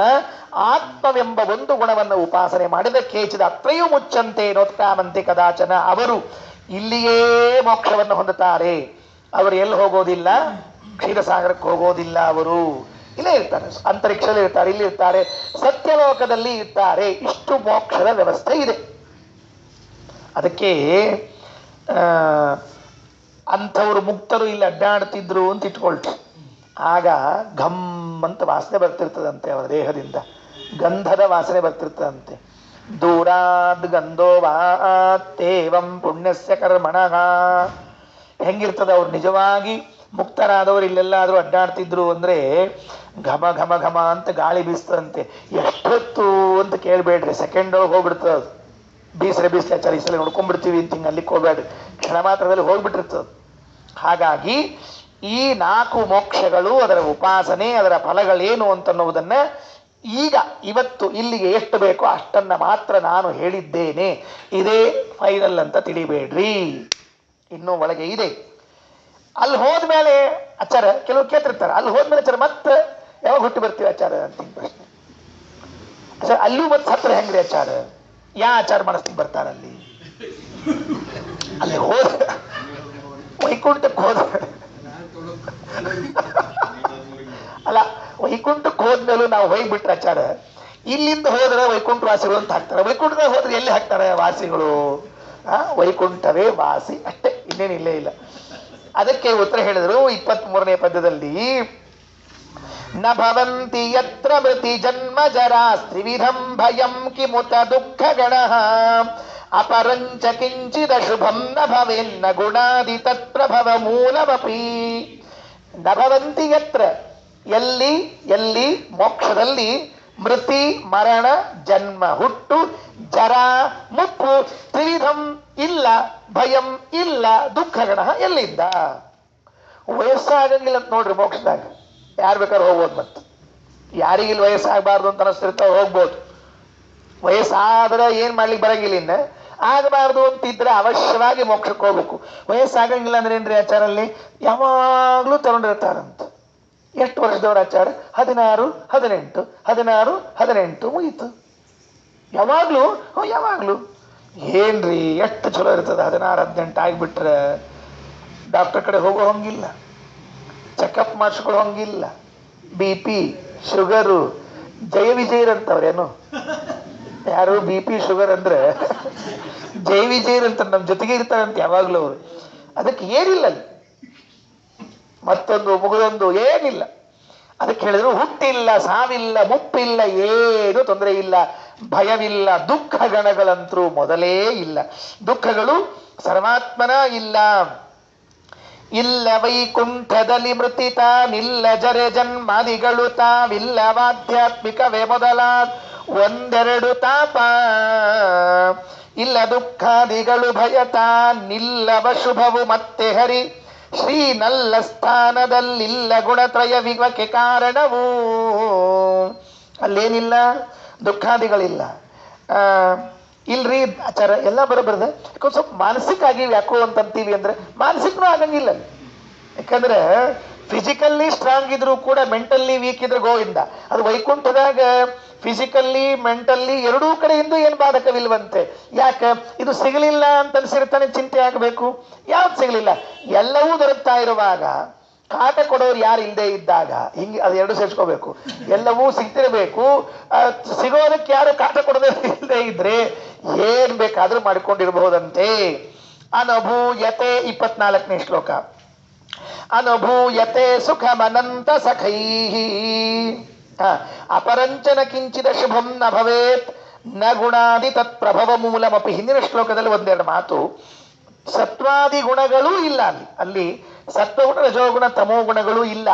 ಹುಟ್ಟಿಲ್ಲ, ಸಾವಿಲ್ಲ, ಮುಪ್ಪಿಲ್ಲ, ರೋಗ ಇಲ್ಲ ಅಂತ ಯಾಕೆ ಹೇಳಿದ್ರಿ ಅಂದ್ರೆ ಅದಕ್ಕೆಲ್ಲ ಕಾರಣವಾದ ಗುಣತ್ರಯಗಳು ಅಲ್ಲಿ ಇಲ್ಲವಾದದ್ದರಿಂದಾಗಿ ಗುಣತ್ರಯಗಳು ಇಲ್ಲ ಇಲ್ಲ ಅಂತಂದ ಮೇಲೆ ಕಾರಣವೇ ಇಲ್ಲ ಅಂದಮೇಲೆ ಕಾರ್ಯ ಹೇಗಾಗಬೇಕು? ಇಲ್ಲವೇ ಇಲ್ಲ. ಮುಂದೆ ಅನುಭೂಯತೆ ಸುಖಮನಂತ ಸಖೈಹಿ ಸಕಲೈರಲಮ್ಮತಿ ಪದಂ ಸತತಂ ಅಪಿತಾರತಮ್ಯ ಸಹಿತೈ ಸ್ವಗುರು ಪ್ರವಣೈ ಪರಸ್ಪರ ಮುರುಪ್ರಣಯೈ. ಅನುಭೂಯತೆ ಎಲ್ಲ ಸುಖವನ್ನ ಅನುಭವಿಸ್ತಾನಂತವನು, ಎಲ್ಲಾ ಸುಖವನ್ನ ಅನುಭವಿಸ್ತಾನಂತೆ. ಏನು ಆಶ್ಚರ್ಯ ನೋಡ್ರಿ. ಯಾರ ಜೊತೆಗೆ ಅಂದ್ರೆ ಅದಕ್ಕೊಂದು ಸ್ವಾರಸ್ಯ ಹೇಳ್ತಾರೆ. ಅನಂತ ಸಖೈಹಿ, ಭಗವಂತನ ಗೆಳೆಯಂದ್ರು ಅಂತ ಯಾರಿದ್ದಾರೆ, ದೇವರು, ದೇವರ ಮಿತ್ರರು ಅಂದ್ರೆ ಈಗ ಯಾರ್ಯಾರು ಮೊದಲು ಹೋಗಿದ್ದಾರಲ್ಲ ಅವರೆಲ್ಲರ ಜೊತೆಗೆ ಸಾರೂಪ್ಯ, ಸಾಯುಜ್ಯ, ಸಾಲಕ್ಷ್ಯ ಎಲ್ಲ ಸೇರ್ಕೊಂಡು ಅವರ ಜೊತೆಗೆ ಇದ್ದುಕೊಂಡು ಸತತಂ ಅಲಮ್ಮತಿ ಪದಂ ಸುಖಮನುಭೂಯತೆ. ಸಾಕಪ್ಪ, ಸಾಕಾತಪ್ಪ ಮಾರ, ಇನ್ನೆಷ್ಟು ಸುಖ ಅನುಭವಿಸ್ಬೇಕೋ, ಸಾಕಾಯಿತು ಸುಖ ಅನ್ನುವಷ್ಟು ಸುಖವನ್ನ ಅನುಭವಿಸುತ್ತಾನಂತೆ ಅಲ್ಲಿ ಮೋಕ್ಷದಲ್ಲಿ. ಅಲ್ಲಿಯೂ ಕೂಡ ತಾರತಮ್ಯ ಉಂಟು. ಅಪಿ ತಾರತಮ್ಯ ಸಹಿತೈಹಿ, ಅವರಿಗೆ ಅವರಿಗೆ ಅವರಿಗೆ ಇವರಿಗೆ ಇವರಿಗೆ ಇವರಿಗೆ ಚೇಂಜ್ ಇಲ್ಲ. ಅಲ್ಲೇ ತರ ಸಿಟ್ಟು ಬರಂಗಿಲ್ಲ ಅಂತ ಬರ್ತಾರ. ಒಬ್ಬ ಆಚಾರಿಗೆ ಚಲೋ ಧೋತ್ರ ಕೊಟ್ಬಿಡೋಣ ಮೋಕ್ಷದಾಗ, ಇನ್ನೊಬ್ಬ ಆಚಾರಿಗೆ ಒಂದು ಕಡ್ಡಿ ಅಂಚಿನ ಧೋತ್ರ ಕೊಟ್ಬಿಡು. ಅವನಿಗೆ ಜರಿ ಜರಿ ಜರಿ ಜರಿ ಧೋತ್ರ, ಒಂದು ಕಡ್ಡಿ ಅಂಚಿನ ಧೋತ್ರ. ಇವ್ ಹಿಂಗ್ ನೋಡ್ತಾನವ. ಏನ್ ಹಿಂಗಂದ್ರ ನನಗ ಇಷ್ಟ ಅಂಚದನೋ ಇಲ್ಲೋ ಗೊತ್ತಾಗೋಲ್ತು. ಅವ್ನ ಅಂಚನ್ನ ಕಾಣಿಸ್ತ, ಉಳ್ದು ಕಾಣಿಸ್ವಲ್ತು. ಏನ್ ಹಿಂಗ್ ಕೊಟ್ರ ಧೋತ್ರ ಅಂದ್ ಜಗಳಾಡ್ತಾನೇನು? ಇಲ್ಲ. ಅವರಿಗೆ ಬೆಳ್ಳಿ ಥಾಲಿ ಕೊಟ್ರಿ, ನಮಗ ನಮಗ ಏನೂ ಕೊಟ್ಟೇ ಇಲ್ಲ. ತಾಮ್ರದರ ಕೊಟ್ಟೇ ಇಲ್ಲ, ತಾಮ್ರದರ ಕೊಟ್ಟರು ಏನೂ ಕೊಟ್ಟೇ ಇಲ್ಲ. ಒಬ್ಬರ ಆಚಾರು 12ನೇದು ಊಟಕ್ಕೆ ಹೋಗಿದ್ರಂತ. ಒಬ್ಬರ ಆಚಾರು 12ನೇದು ಊಟಕ್ಕೆ ಹೋಗಿದ್ರಂತ. ಊಟಕ್ಕೆ ಹೋದಾಗ ಅವರೇನು ಲೆಕ್ಕ ಇಟ್ಕೊಂಡಿದ್ರು, ಒಂದು 12 ಮಂದಿ ಲೆಕ್ಕ ಇಟ್ಕೊಂಡಿದ್ರೆ 12 ಮಂದಿ ಲೆಕ್ಕದಾಗ 12 ಮಂದಿ ಕೊಟ್ಟು ಬಿಟ್ರು ವಾಟಗಾನ. ಇವ್ 13ನೇವಾಗಿದ್ದ, ಇವ್ ವಾಟಗ ಬರಲಿಲ್ಲ. ಸಿಟ್ಟು ಬಂದ್ಬಿಡ್ತೀರಿ ಅವಂಗ, ಸಿಟ್ಟು ಬಂದ್ಬಿಡ್ತ ಅವಂಗ. ಏನ್ ಅನ್ಬೇಕ್ರಿ ಅವ? ಕೊಟ್ಟಿಲ್ಲ, ಸಾಮಾನ್ಯವಾಗಿ ಕೊಟ್ಟಿಲ್ಲ ಅಂದ್ರೆ ನಮ್ಗೆ ಕೊಡ್ಲಿಲ್ಲ ಇಷ್ಟ ಅನ್ಬೇಕು. ಎಷ್ಟು ಕೆಟ್ಟ ಸಿಟ್ಟಿಗೆ ಎದ್ಬಿಟ್ಟಿದ್ದಾವ ಅಂದ್ರೆ 12 ದಿವಸ ಊಟಕ್ಕೆ ಹೋದವ. ಇವ್ ಒಬ್ಬರೇ ಏನು ಸಾಯವ ಲೋಕದಾಗ?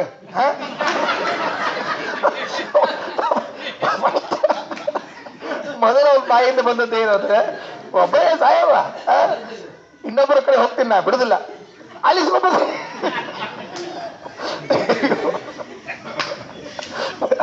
ಹೆಂಗಾಗಿರ್ತದ ದುಃಖ ಅಂದ್ರೆ, ಬೆಳ್ಳಿ ವಾಟಕ ಬರ್ಲಿಲ್ಲ ವೈಕುಂಠ ಸಮಾರಾಧನೆ ಒಳಗ ಅಂತಂದ್ರೆ ಆಚಾರ ಬಾಯಾಗಿನ ಶಬ್ದ ಏನ್ ಬರ್ತದೆ? ಒಬ್ಬನ ಸಾಯವೇನು ಜಗತ್ನೊಳಗೆ ಇನ್ಯಾವಿಲ್ಲೇನೇನು, ಅಲ್ಲಿ ಹೋದಾಗ ಇಸ್ಕೊಂಡ್ ಬರ್ತೀನಿ ಅಂದ್ರೆ ಮುಗಿತಂತ ಅರ್ಥ ಅದಕ್ಕೆ. ಹಂಗೇನ್ ಬೇಜಾರಾಗಂಗಿಲ್ಲ ಏನು ವೈಕುಂಠದಾಗ. ಕೊಡ್ಲಿಲ್ಲ, ಕೊಟ್ರು ಆತು ಬಿಡ್ತೀವಿ ಅಂದ್ರೆ ಇಲ್ಲ. ತಾರತಮ್ಯ ಸಹಿತೈಹಿ ಪರಸ್ಪರ ಉರುಪ್ರಣಯೈಹಿ, ಅತ್ಯಂತ ಪ್ರೀತಿಯಿಂದ ಹಿರಿಯರಿಗೆ ಹಿರಿಯರದು ಹೆಚ್ಚು ಸಿಕ್ಕರೆ ಆ ಹಿರಿಯರಿಗೆ ಸಿಕ್ಕ ಹೆಚ್ಚನ್ನು ನೋಡಿ ಇವನು ಸಂತೋಷ ಪಡ್ತಾನಂತೆ. ಈ ಬುದ್ಧಿಯಲ್ಲಿರ್ತದಂತೆ. ಯಾಕೆ ಅಂದ್ರೆ ಮಾತ್ಸರ್ಯ ಇಲ್ಲ, ಕಾಮ ಇಲ್ಲ, ಕ್ರೋಧ ಇಲ್ಲ. ಆದ್ದರಿಂದಾಗಿ ನಮ್ಮ ಹಿರಿಯರು ಯಾರಾದ್ರೂ ನಮಗಿಂತಲೂ ಮೇಲಿನವರು ಸುಖವನ್ನ ಪಡ್ತಾ ಇದ್ರೆ ಆನಂದ ಪಡ್ತಾನಂತೆ. ಕರೆಕ್ಟ್. ಅವ್ರಿಗೆ ಯೋಗ್ಯವಾದ ಸ್ಥಾನ, ಯೋಗ್ಯವಾದ ಮಾನ, ಯೋಗ್ಯವಾದ ಗೌರವ ಕೊಟ್ಟಿದ್ದಾರೆ. ಏನ್ ತಪ್ಪದ ನೋಡ್ರಿ. ಇಲ್ಲೂ ಕೆಲವು ಕಡೆಗೆ ಇರ್ತದೆ, ಇರೋದಿಲ್ಲ ಅಂತಲ್ಲ. ಯಾರಾದ್ರೂ ಒಳ್ಳೆ ವಿದ್ಯಾವಂತರಿದ್ರು ಅಂತ ಇಟ್ಕೊಳ್ರಿ. ಒಳ್ಳೆ ವಿದ್ಯಾವಂತರಿದ್ರು ನಾವು ಅವರಲ್ಲಿ ಮಾತ್ಸರೇ ಇಲ್ಲದೆಯವರು ಇದ್ದಿದ್ದಿಲ್ಲ ಅಂತ ಆದ್ರೆ ಅವರಿಗೆ ಪ್ರಶಸ್ತಿ ಬಂದ್ರೆ ಅವರಿಗಿಂತ ಹೆಚ್ಚು ಖುಷಿ ಪಡೋರು ನಾವು. ನಮ್ಮ ಆಚಾರಿಗೆ ಬಂದ್ರೆ ನಮ್ಮ ಸ್ವಾಮಿಗಳಿಗೆ ಬಂತ್ರಿ, ನಮ್ಮವ್ರಿಗೆ ಬಂತ್ರಿ, ಅವರು ಹೇಳಿರೋದಿಲ್ಲ ಇನ್ನು ಜನರಿಗೆ, ನಾವೇ ಹೇಳ್ಬಿಟ್ಟಿರ್ತೀವಿ. ಯಾಕೆ ಅಂದ್ರೆ ನಮಗೆ ಅವರ ಬಗ್ಗೆ ಪ್ರೀತಿ ಇದೆ. ಹಾಗಿದ್ರೆ ಮೋಕ್ಷದಲ್ಲಿ ನಮ್ಮ ಹಿರಿಯರಿಗೆ ಅವರ ಮೇಲೆ ಪ್ರೀತಿ ಇದ್ದದ್ರಿಂದಾಗಿ ಹೆಚ್ಚಿನ ಸುಖ ಅವರಿಗಾದ್ರೆ ನಮಗೇನ್ ಬೇಜಾರಾಗೋದಿಲ್ವಂತೆ, ಸಂತೋಷ ಪಡ್ತೀವಂತೆ. ಪರಸ್ಪರ ಮುರು ಪ್ರಣಯೈಹಿ.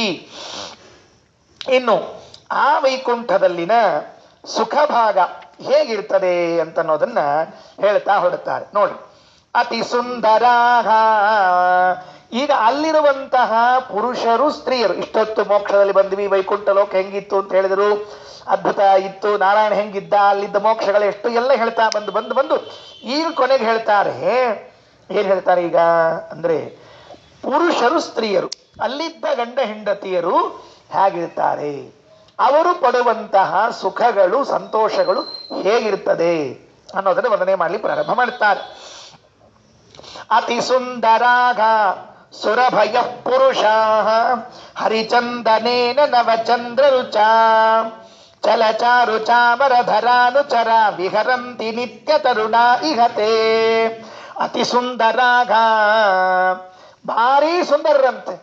ಇಲ್ಲಿ ನಮಗೇನಾಗಿರ್ತದೆ ಅಂತಂದ್ರೆ, ಚಂದ ಇಲ್ಲಿ ಕಾಣಿಸ್ತದೆ ಅಂತ ಅನ್ಕೋತಿರ್ತೀವತ್ ನಾವೆಲ್ಲ.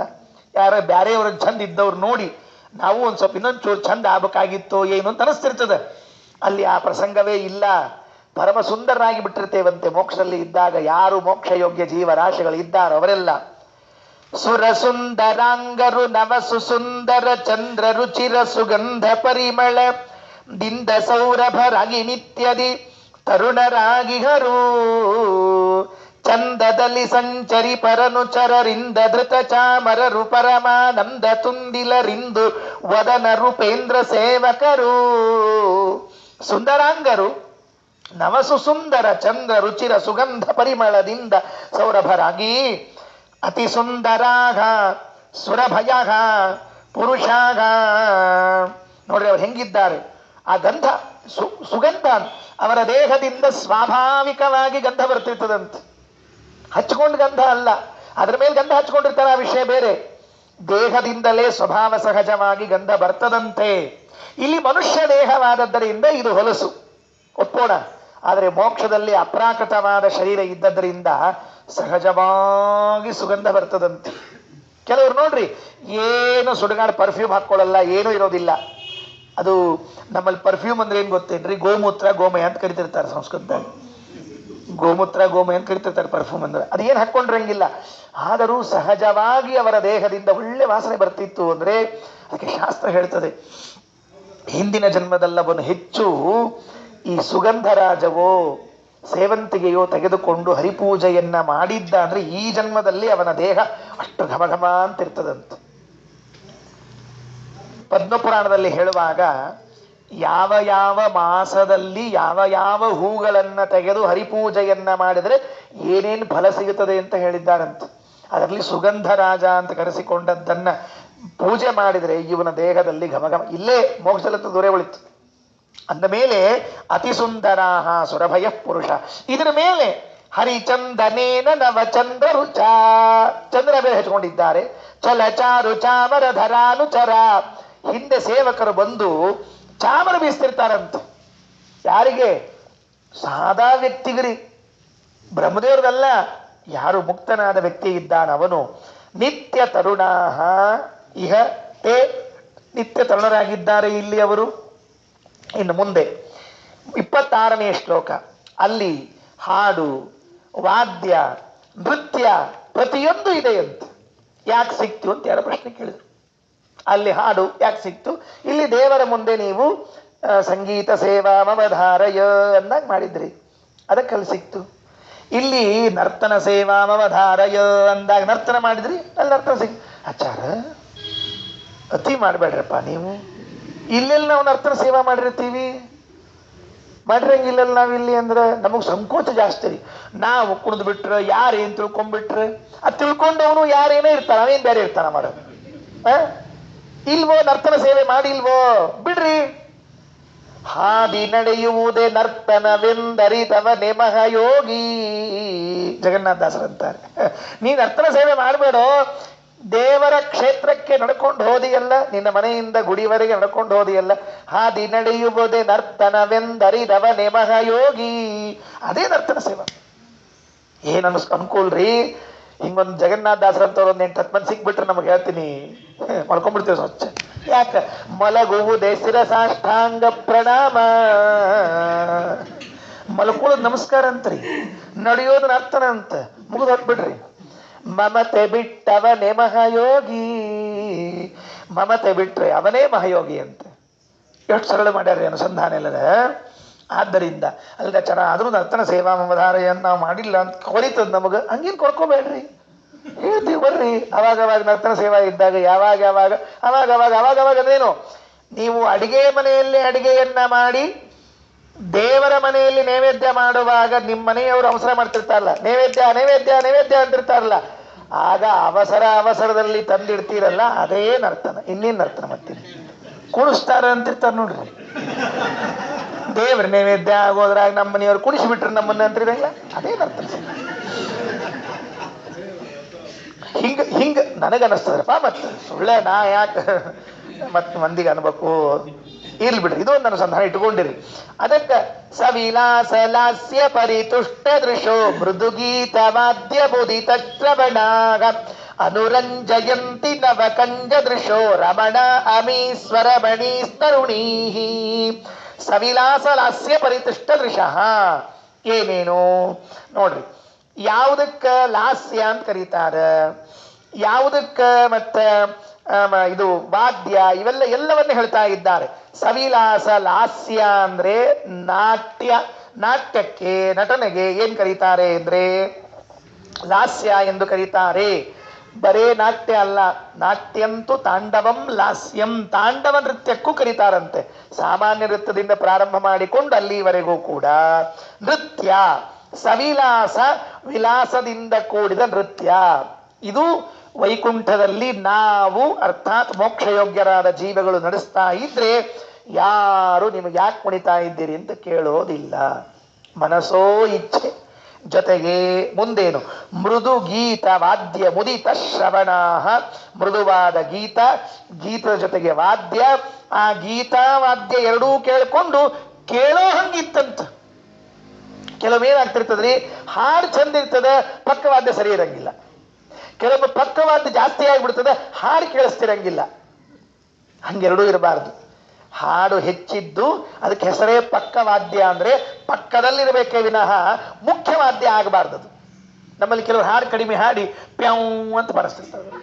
ಆದರೆ ಅದು ದಬ ದಬ ದಬ ತಬಲ ಹೊಡೆದು ಹಾಡು ಕೇಳಿಸಂಗಿಲ್ಲ. ಅವ ಕಡಿಮೆ ಹಾಡ್ತಿರ್ತಾರೆ, ಅವ ಬಾರಿಸಿ ಅಂತಿರ್ತಾವ, ಹೊಡಿ ಅದು ಉಪಯೋಗ ಇಲ್ಲ. ಪಕ್ಕವಾದ್ಯಗಳು ಅಂದ್ರೆ ಪಕ್ಕಕ್ಕಿರೋ ವಾದ್ಯ, ಹಾಡು ಅಂದ್ರೆ ನಿಜವಾಗಿ ಹಾಡಾಡ್ಬೇಕು. ಅದಕ್ಕೆ ಇಲ್ಲಿ ಸವಿಲಾಸ ಲಾಸ್ಯ ಪರಿತುಷ್ಟ ದೃಶೋ ಮೃದುಗೀತ ವಾದ್ಯ ಮುದಿತ ಶ್ರವಣಾಗ ಅನುರಂಜಯಂತಿ ನವ ಕಂಜ ಋಷ್. ಇದನ್ನ ಯಾರು ಮಾಡ್ತಾರೆ? ಈ ಹಾಡು ಹಾಡೋದು ಕುಣಿಯೋದು ಇದು ಯಾರು ಅಂತ ಕೇಳಿದ್ರೆ ಸ್ವರಮಣೀಹಿ, ತಮ್ಮ ಹೆಂಡಂದಿರು. ಅಲ್ಲಿ ನಿಜವಾದ ಪತ್ನಿಯರು ಅಂತೇನಿದ್ದಾರೆ. ನಿಜವಾದ ಪತ್ನಿಯರು ಅಂದೇನು? ನಿಯತ ಪತ್ನಿ ಅಂತೇನು ಕರೀತಾರೆ. ಇಲ್ಲಿದ್ದಾಗ ಅದು ನಿಯತ ಪತ್ನಿಯರು ಅಲ್ವಂತೆ, ನಿಯತ ಪತಿಗಳು ಅಲ್ವಂತೆ. ಇಲ್ಲಿರುವ ಹೆಂಡತಿ, ಇಲ್ಲಿರುವ ಗಂಡ, ಇಲ್ಲಿರುವ ಮಕ್ಕಳು, ಇಲ್ಲಿರುವ ಸಂಸಾರ, ಇದೆಲ್ಲವೂ ನಮ್ಮದು ನಿಯತ ಅಲ್ಲ. ಇದು ನಮ್ಮ ಋಣಾನುಬಂಧ ರೂಪೇಣ ಪಶು ಪತ್ನಿ ಸುತಾ ದಯಾ ಅಂತ ಯಾರೋ ಮಹಾನುಭಾವರು ಹೇಳಿದ್ರಂತೆ. ಏನ್ ಹೇಳಿದ್ರು? ಇದು ನಿನ್ನ ಋಣ. ಏನ್ ಮಾಡಬೇಕು? ಸಾಲ ಮಾಡಿದ್ದಿ ಅಂದಮೇಲೆ ತೀರ್ಸೋಗ್ಬೇಕಷ್ಟೆ. ಋಣಾನುಬಂಧ ರೂಪೇಣ ಪಶು ಪತ್ನಿ ಸುತ ಆಲಯ. ಈ ಮನೆಯಲ್ಲಿ ಯಾಕೆ ಇದ್ದಿ ನೀನು? ಋಣ ಮಾಡಿದ್ದಿ ನೀನು. ಈ ಮನೆ ನಿನ್ನ ಸಾಲ, ನಿನ್ನ ಪ್ರಾರಬ್ಧ ಕರ್ಮದ್ದಿದು. ಈ ನಿನ್ನ ಋಣ ಇದ್ದದ್ದರಿಂದ ಈ ಮನೆಯಲ್ಲಿ ವಾಸ ಮಾಡ್ತಾ ಇದ್ದೀಯ ನೀನು. ನಮಗೆ ಇದೇ ವಾಹನ ಯಾಕೆ, ಬೇರೆ ವಾಹನ ಯಾಕಿಲ್ಲ ಅಂದ್ರೆ ಋಣ ಮಾಡಿದ್ದೀನಿ, ಅದ್ರ ಜೊತೆಗೆ ಇರ್ಬೇಕಷ್ಟೆ. ಆ ಕಂಪನಿ ಒಂದೇನೋ ತಿಂದಿರ್ತೀನಿ, ನೀನು ಇರ್ಬೇಕಷ್ಟೆ. ಇವಳೇ ಹೆಂಡತಿ, ಇವಳೇ ಮಕ್ಕಳು, ಯಾಕಾಗಿ ಬಂದದ್ದು? ಋಣಾನುಬಂಧ ರೂಪೇಣ. ಅಲ್ಲಿ ಋಣ ಬಗೆಹರಿದಿರ್ತದೆ. ಹಿಂಗಾಗಿ ಅಲ್ಲಿ ಇವರು ಯಾರು ಋಣದವರು ಇರೋದಿಲ್ಲ. ಅಲ್ಲಿ ನಿಜವಾದ ಗಂಡ, ನಿಜವಾದ ಹೆಂಡತಿ, ನಿಜವಾದ ಅನ್ನೋ ಶಬ್ದಕ್ಕೆ ಬೇರೆ ಅರ್ಥ ಮಾಡ್ಕೋಬೇಡ್ರಿ. ಮತ್ತೆ ಇಲ್ಲಿದ್ದವ್ರು ಸುಳ್ಳು ಗಂಡ, ಅಲ್ಲಿದ್ದವ್ರು ಖರೆ ಗಂಡ, ಹಿಂಗ ಅರ್ಥ ಮಾಡ್ಕೊಂಡ್ರೆ ಇಲ್ಲಿದ್ದವ್ರು ಸುಳ್ಳು ಹೆಂಡತಿ, ಅದು ಖರೆ ಹೆಂಡತಿ, ಏನ್ ಮಾಡ್ಬೇಕು? ಆಮೇಲೆ ನಿಯತ ಪತಿ ಪತ್ನಿಯರು ಅಂತ ಒಂದು ಭಾವ ಇದೆ. ಉದಾಹರಣೆ ಸುಮ್ಮನೆ ದೃಷ್ಟಾಂತ ಹೇಳ್ತೀನಿ. ದೇವತೆಗಳ ವಿಷಯವನ್ನು ಹೇಳಿದ್ರೆ ಬೇಗನೆ ಅರ್ಥ ಆಗತ್ತೆ. ಹಳೇಕರ ಆಮೇಲೆ ಹೇಳ್ತೀನಿ, ನಿಮ್ಗೆ ಪ್ರತ್ಯೇಕವಾಗಿ ಒಂದು ವಿಷಯ ಹೇಳ್ತೀನಿ. ಉಪನ್ಯಾಸ ಮುಗಿದ್ಮೇಲೆ ನಾವು ನೀವು ಕೋಣಂತ ಏನಾಯಿತು ಅಂತ ಕೇಳಿದ್ರೆ, ಸ್ವಯಂಭುವ ಮನು ಇದ್ದಾನಲ್ಲ, ಸ್ವಯಂಭುವ ಮನುವಿಗೆ ಶತರೂಪಾದೇವಿ ಅಂತ ಒಬ್ಬ ಹೆಂಡತಿ ಇದ್ದಾನೆ. ಅವಳು ನಿಯತ ಪತ್ನಿ. ಇಬ್ಬರೂ ಸಂಸಾರದಲ್ಲಿ ಒಟ್ಟಿಗೆ ಬರ್ತಾರೆ, ಇಬ್ಬರೂ ಮುಕ್ತಿಗೆ ಒಟ್ಟಿಗೆ ಹೋಗ್ತಾರೆ. ಇದು ದೃಷ್ಟಾಂತ ಮಾತ್ರ, ಎಲ್ರಿಗೂ ಹೀಗೆ ಆಗಬೇಕು ಅಂತ ತಿಳ್ಕೊಬೇಡ್ರಿ, ಸುಮ್ಮನೆ ಹೇಳಿದ್ದೀನಿ ಅಷ್ಟೇ. ವಾಯು ಭಾರತೀಯರು ನಿಯತ ಪತಿ ಪತ್ನಿಯರು, ಶಚಿ ಇಂದ್ರದೇವರು ನಿಯತ ಪತಿ ಪತ್ನಿಗಳು, ರತಿ ಕಾಮರು ನಿಯತ ಪತಿ ಪತ್ನಿಗಳು. ಇವರು ಏಕಕಾಲದಲ್ಲಿ ಸಂಸಾರಕ್ಕೆ ಬರ್ತಾರೆ, ಏಕಕಾಲದಲ್ಲಿ ಸಂಸಾರದಿಂದ ಮುಕ್ತರಾಗ್ತಾರೆ. ನಮಗೂ ಯಾರು ಮೋಕ್ಷಯೋಗ್ಯರಾದ ಜೀವರಾಶಿಗಳು ಇದ್ದಾರೋ ಹಾಗೆ ಇದ್ದವರಿಗೂ ನಿಯತ ಪತಿ ನಿಯತ ಪತ್ನಿಗಳು ಸಿಗುತ್ತಾರೆ. ಇದ ಜನ್ಮಕ್ಕೆ ಅಂತ ಅವಸರ ಮಾಡಬಾರ್ದು, ಅಷ್ಟೇ ಕೆಲಸ. ಕೆಲವ್ರು ಹೇಳಿದ್ರೆ ಹಿಂಗೆ ಹೇಳಿದ್ರೆ ಕೆಲವ್ರು ಕೇಳ್ತಾರ, ಎಲ್ಲಿ ಹೇಳ್ತಾರೆ ಮತ್ತೆ ಹೇಳ್ಬಿಡು ಹೋಗ್ಬಿಡ್ತೀವಿ. ನಾಳೆ ಅದಕ್ಕೊಂದು ಟೈಮ್ ಅಂತಿರ್ತದಪ್ಪ, ಅದಕ್ಕೆ ಹಾಗೆಲ್ಲ ಅವಸರದಲ್ಲೇ ಬರೋದಿಲ್ಲ. ಈಗೇನು ಬಂದಿರ್ತಾರೆ ಇವ್ರನ್ನ ಅಷ್ಟು ನಾವು ಅವರು ಎಲ್ಲ ಅಡ್ಜಸ್ಟ್ ಮಾಡ್ಕೊಂಡು ಹೋಗ್ತಿರ್ಬೇಕಾಗ್ತದೆ ಸಂಸಾರ ಮುಗಿಯೋ ತನಕನೂ. ಅದಕ್ಕೆ ಭಾಳ ಗದ್ಲಕ್ಕೆ ಬೀಳಬಾರ್ದು. ಬಂದಾಗ ಬಂದರು ತಿಳ್ಕೊಬೋದು. ಗೊತ್ತಾಗ್ತದೆ ಏನು ಅಂದರೆ ಗೊತ್ತಾಗೇ ಆಗ್ತದೆ. ಯಾಕೆ ಅಂದರೆ ಅದನ್ನು ಹೊಂದಿಸುವಂತಹ ಒಂದು ಕಾಲ, ಒಬ್ಬ ಗುರು, ಒಬ್ಬ ಯೋಗ್ಯತೆ, ದೈವ ಬರ್ತದೆ, ಯಾವಾಗ ಗೊತ್ತಾಗ್ತದೆ. ಇಲ್ಲದೇ ಇದ್ರೆ ಗೊತ್ತಾಗೋದಿಲ್ಲ. ಇರಲಿ, ಅದನ್ನು ಮತ್ತೊಂದು ಪ್ರಸಂಗದಲ್ಲಿ ವಿಸ್ತಾರವಾಗಿ ಹೇಳ್ತೀನಿ. ಅನುರಂಜಯಂತಿ ನವಕಂಜರುಷಃ ರಮಣಾಹ ಅಮೀ ಸ್ವರಮಣೀ. ಅವ್ರು ಹೆಂಗಿದ್ದಾರೆ? ತರುಣೀಹಿ, ಅವರು ನಿತ್ಯ ತರುಣಿಯರು, ಇವರು ನಿತ್ಯ ತರುಣರು, ಅವರು ನಿತ್ಯ ತರುಣಿಯರು. ಭಾಗವತದ ತೃತೀಯ ಸ್ಕಂದದಲ್ಲಿ ಹೇಳುವಾಗ ದೇವಹೂತಿ ಏನಿದ್ಲಲ್ಲ, ಆ ದೇವಹೂತಿ ಬಿಂದು ಸರೋವರದಲ್ಲಿ ಸ್ನಾನ ಮಾಡಿ ಬಂದ ಕೂಡಲೇ ತರುಣಿಯಾಗಿಬಿಟ್ಲು. ಈತ ಮಾತ್ರ ಕರ್ದಮ ಪ್ರಜಾಪತಿ ಮಾತ್ರ ಇನ್ನೂ ವಯಸ್ಸಾದಂತೆ ಕೂತಿದ್ದ. ಹೆಂಡತಿ ಕೇಳಿಲ್ಲ, ಏನ್ರಿ ಏನ್ಲಕ್ಕೆ, ನಾನು 16, ನೀವು 60, ಏನ್ ಕಥಿ? ಸ್ವಲ್ಪ ಏನ್ರ ಜನ ಏನ್ ತಿಳ್ಕೋತಾರ ನಮ್ಮನ್ನ, ಅಜ್ಜ ಮೊಮ್ಮಗಳು ಹೊಂಟ್ರಂತ ಹೋಗಿಲ್ಲ. ಅದಕ್ಕೆ ಸರಿಯಾದ ತಡಿ ಅಂದ್ರು, ಸರಿಯಾದ ವಯಸ್ಸು ತೋರಿಸ್ತೀನಿ ಅಂತ ಹೇಳಿ ಅಪರೋಕ್ಷ ಜ್ಞಾನದ ಮಹಿಮೆಯಿಂದ ತಮ್ಮ ದೇಹವನ್ನು ಬದಲಾಯಿಸಿ 18 ವರ್ಷದವರಾಗಿ ತೋರಿಸಿಕೊಂಡಿದ್ದಾರೆ. ಇಲ್ಲಿಯೇ ಅಲ್ಲಂತೂ ದೂರ ಉಳಿತು. ಹಾಗಾಗಿ 16-18 ವರ್ಷದ ತರುಣಿಯರಾಗಿ ಸಂಚಾರ ಮಾಡ್ತಾರೆ. ಎದರಲ್ಲಿ ಹೋಗ್ತಾರೆ? ಕೊನೆಯ ಪದ್ಯ ಇವತ್ತಿಂದ ಮುಕ್ತಾಯ ಮಾಡ್ತೀರಿ. ಹೇಗೆ ಹೋಗ್ತಾರೆ? ಅಲ್ಲೇನಿರ್ತದೆ ಹೋಗ್ಲಿಕ್ಕೆ ವ್ಯವಸ್ಥೆ? ಇಲ್ಲೇನೋ ಕಾರ್ನ್ಯಾಗ ಕುತ್ಕೊಂಡು ಹೆಂಡತಿನ ಮುಂದೆ ಕೂಡಿಸ್ಕೊಂಡು ಉಳಿದವ್ರನ್ನ ಹಿಂದೆ ಕೂಡಿಸ್ಕೊಂಡು, ಈಗಲೂ ಚೇಂಜ್ ಆಗಿದ್ರಿ. ಮುಂದೆ ನಾಯಿ ಕೂಡಿಸ್ಕೊಂಡು ಹಿಂದೆ ಹೆಂಡತಿನ ಕೂಡಿಸ್ಕೊಂಡು ಚೇಂಜ್ ಆಗಿದೆ. ತಪ್ಪು ತಿಳ್ಕೊಬೇಡ್ರಿ, ಮತ್ತೆ ನಾನು ನೋಡಿದ್ದು ಹೇಳ್ತೀನಿರಪ್ಪ. ಮತ್ತೆ ನಾನು ನೋಡಿದ್ದೆ, ಮತ್ತೆ ಗಾಡಿ ಮೇಲೆ ಹೊಂಟಾಗ ಅದು ಏನು ನಾಯಿ ಮೇಲೆ ಪ್ರೀತಿಯೋ ಇರಲಿ, ಪ್ರಾಣಿ ಸಂಘದ ಅಧ್ಯಕ್ಷ ಇರ್ಬೋದು, ಇಲ್ಲಂದಿಲ್ಲ ನಾನು. ಏನು ಪ್ರೀತಿಯೋ ಏನೋ ನಾಯಿನ ಮುಂದೆ ಕೂಡಿಸ್ಕೊಂಡಿರ್ತಾರೆ. ಅದು 2 ವರ್ಷದ 3 ವರ್ಷದ ಕೂಸ ಹಿಂದೆ ಕೂಡ ಅಂತ ಕೂಸಿರ್ತದೆ. ಅದಕ್ಕೆ ಅದು 3 ವರ್ಷದ 4 ವರ್ಷದ ಹಿಂದೆ ಕೂತಿರ್ತದೆ. ಇದು ಪಪ್ಪಿ ಮುಂದೆ ಕೂತಿರ್ತದೆ. ಇದು ಅಯ್ಯ, ಇದು ಸ್ಕೂಟರ್ ಮೇಲೆ. ಕಾರ್ನ್ಯಾಗ ಮೊದಲನೇ ಸೀಟ್ನಾಗ ಅದ್ರದ್ದರಿ ಪಪ್ಪಿದ ಸೀಟ್, ಅದು ಮೊದಲನೇದು. ಅದು ಇಷ್ಟು ಕಿಟಕಿಯಾಗ ಅರ್ಧ ತಲೆ ಹಾಕಿ, ಅರ್ಧ ಒಳಗೆ ಅರ್ಧ ಹೊರಗೆ. ಆ ಪಪ್ಪಿ ಹಿಂದೆ ಈ ಗುಪ್ಪಿ ಕೂತಿರ್ತಾಳೆ ಹೆಂಡತಿ. ಅಯ್ಯ ಆಕಿ ಅನ್ಕೋತಿರ್ತಾಳೆ, ನನ್ಕಿಂತ ಅದನ್ನ ಮದುವೆ ಮಾಡ್ಕೊಂಡು ಚಲೋ ಇರ್ತಿತ್ತು ನಿಮಗೆ ಅಂತ. ಏನು ಪರಿಸ್ಥಿತಿ ಬಂದವ್ರಿಗೆ ಜಗತ್ನ್ಯಾಗ. ಯಾವ ವಾಹನದಲ್ಲಿ ಹೋಗ್ತಾರೆ, ಹೇಗೆ ಹೋಗ್ತಾರೆ ಅಂತ ಕೇಳಿದ್ರೆ ವಿಮಾನಗಳಂತೆ, ಪ್ರತ್ಯೇಕ ವಿಮಾನಗಳಂತೆ. ಗಂಡ ಹೆಂಡತಿಯರಿಗಾಗಿ ಎಲ್ಲ ತುಂಬಿದ ವಿಮಾನಗಳು. ಪರಿಣಾಯಕಾನುಪವನಾಭಿಮುಖಾನ್ ನನು ನಿಸ್ಸರಂತಿ ಹರಿಣೀನಯನಾಃ ವಿಮಲಾದ್ ವಿಮಾನ ವಲಯಾಕ್ಷನಕೈಃ ಶಶಿಮಂಡಲಾದಿವರುಚೋರುಚಿರಾಃ. ಪ್ರಾಯ ಈ ಶ್ಲೋಕವನ್ನು ಸರಿಯಾಗಿ ನನಗೆ ಹೇಳಲಿಕ್ಕೆ ಬಂದದ್ದಾದರೆ ಪಂಡಿತಾಚಾರ್ಯರಂತಹ ಅದ್ಭುತ ಕವಿಗಳು ಜಗತ್ತಿನಲ್ಲಿ ಇನ್ನೊಬ್ಬರು ಸಿಗ್ಲಿಕ್ಕೆ ಸಾಧ್ಯ ಇಲ್ಲ. ಅದ್ಭುತ ಹೇಳ್ಬಿಟ್ಟಿದ್ದಾರೆ. ವಿಮಾನವನ್ನು ತೆಗೆದುಕೊಳ್ಳುತ್ತಾರೆ. ಹರಿಣೀ ನಯನಾಹ. ಹರಿಣೀ ನಯನ ಅಂದ್ರೆ ಗೊತ್ತಾತಲ್ಲ, ಜಿಂಕೆಗಳಂತೆ ಕಣ್ಣಿದ್ದವರು. ಅದು ಏನೋ ಅಂತ ಗೊತ್ತಿಲ್ಲ, ಇರ್ಲಿ. ಉಪವನಾಭಿಮುಖಾನ್, ಉಪವನಕ್ಕೆ ಹೋಗ್ತಿರ್ತಾರಂತೆ. ಉಪವನ ಅಂದ್ರೆ ನಿಮ್ಗೆ ಗೊತ್ತಾಯ್ತೇನ್ರಿ? ಯಾವುದಕ್ಕೆ ಉಪವನ ಅಂತ ಕರಿಬೇಕ್ರಿ? ಬಹಳ ಚಂದದ. ಉಪವನ ಅಂತ ಯಾವುದಕ್ಕೆ ಕರಿಬೇಕು, ಯಾವುದಕ್ಕೆ ಉಪವನ ಅಂತ ಕರಿಬಾರ್ದು, ಎಲ್ಲ ಕೆಲವು ವಿಚಾರಗಳನ್ನು ತಿಳಿಬೇಕು. ಹೇಳ್ತೀನಿ. ಮುಂದೆ ಬರ್ತದೆ, ಮತ್ತೆ ಹೇಳ್ತೀನಿ. ಗಾರ್ಡನ್ ಅಂತ ಸದ್ಯಕ್ಕೆ ತಿಳ್ಕೊಂಡಿರಿ. ಗಾರ್ಡನಿಗೆ ಹೋದ್ರಂತೆ, ಗಂಡ ಹೆಂಡತಿ ಇಬ್ಬರು ಗಾರ್ಡನಿಗೆ ಹೋದ್ರು. ಹೋಗುವಾಗ ವಿಮಾನಿನಲ್ಲಿ ಕುಳಿತು ಹೋಗ್ತಾ ಇದ್ದಾರಂತೆ. ಹರಿಣೀನಯನಾಹ, ಜಿಂಕೆಯಂತೆ ಕಣ್ಣಿದ್ದವರು, ಉಪವನಾಭಿಮುಖಾನ್, ಉದ್ಯಾನಕ್ಕೆ ಹೋಗುವಂತಹ ಪರಿಣಾಯಕಾನ್, ತಮ್ಮ ಗಂಡಂದ್ರನ್ನ ನೋಡಿ ಅವರು ಹೊರಟ್ರಂತೆ. ಎಲ್ಲಿ? ವಿಮಾನಲ್ಲಿ. ವಿಮಾನ ಹೋಯಿತು, ಉದ್ಯಾನ ಹತ್ರ ಬಂತಂತೆ. ವಿಮಲಾತ್ ವಿಮಾನ ವಲಯಾತ್, ಅತ್ಯಂತ ವಿಮಲ ಶುದ್ಧವಾದ ಸುಂದರವಾದ ವಿಮಾನದಿಂದ ಶನಕೈಹಿ ಅನುನಿಸ್ಸರಂತಿ, ಗಂಡನು ಮೊದಲು ಇಳಿದು ಬಂದಾಗ ಹೆಂಡತಿ ಆ ವಿಮಾನಿನಿಂದ ಕೆಳಗೆ ಇಳಿದು ಬರ್ತಾಳಂತೆ. ಗಂಡನಿಗೆ ಅವಸರದಲ್ಲಿ ಇಳಿದು ಮುಂದೆ ಹೋಗ್ತಾ ಇದ್ರೆ ಹೆಂಡತಿ ಅಷ್ಟು ಅವಸರದಲ್ಲಿ ಇಳಿದು ಹೋಗೋದಿಲ್ವಂತೆ, ನಿಧಾನಕ್ಕೆ ಇಳಿದು ಬರ್ತಾಳಂತೆ. ಹೇಗೆ ಕಾಣಿಸ್ತಿತ್ತು ಇದು ಅಂತ ಕೇಳಿದ್ರೆ ಪಂಡಿತಾಚಾರ್ಯರಂತಾರೆ, ಶಶಿಮಂಡಲಾದಿವ ರುಚೋ ರುಚಿರಾಹ, ಚಂದ್ರಮಂಡಲದಿಂದ ಕಿರಣಗಳು ಬಿಟ್ಟು ಹೊರಗೆ ಬಂದಂತೆ ವಿಮಾನಿನಿಂದ ಇಳಿದು ಈ ಸ್ತ್ರೀಯರು ಹೊರಗೆ ಬರ್ತಾ ಇದ್ದಾರೆ ಅಂತ ವರ್ಣನೆ ಮಾಡ್ತಾರೆ. ಪರಮ ಸುಂದರ ಕಾವ್ಯ.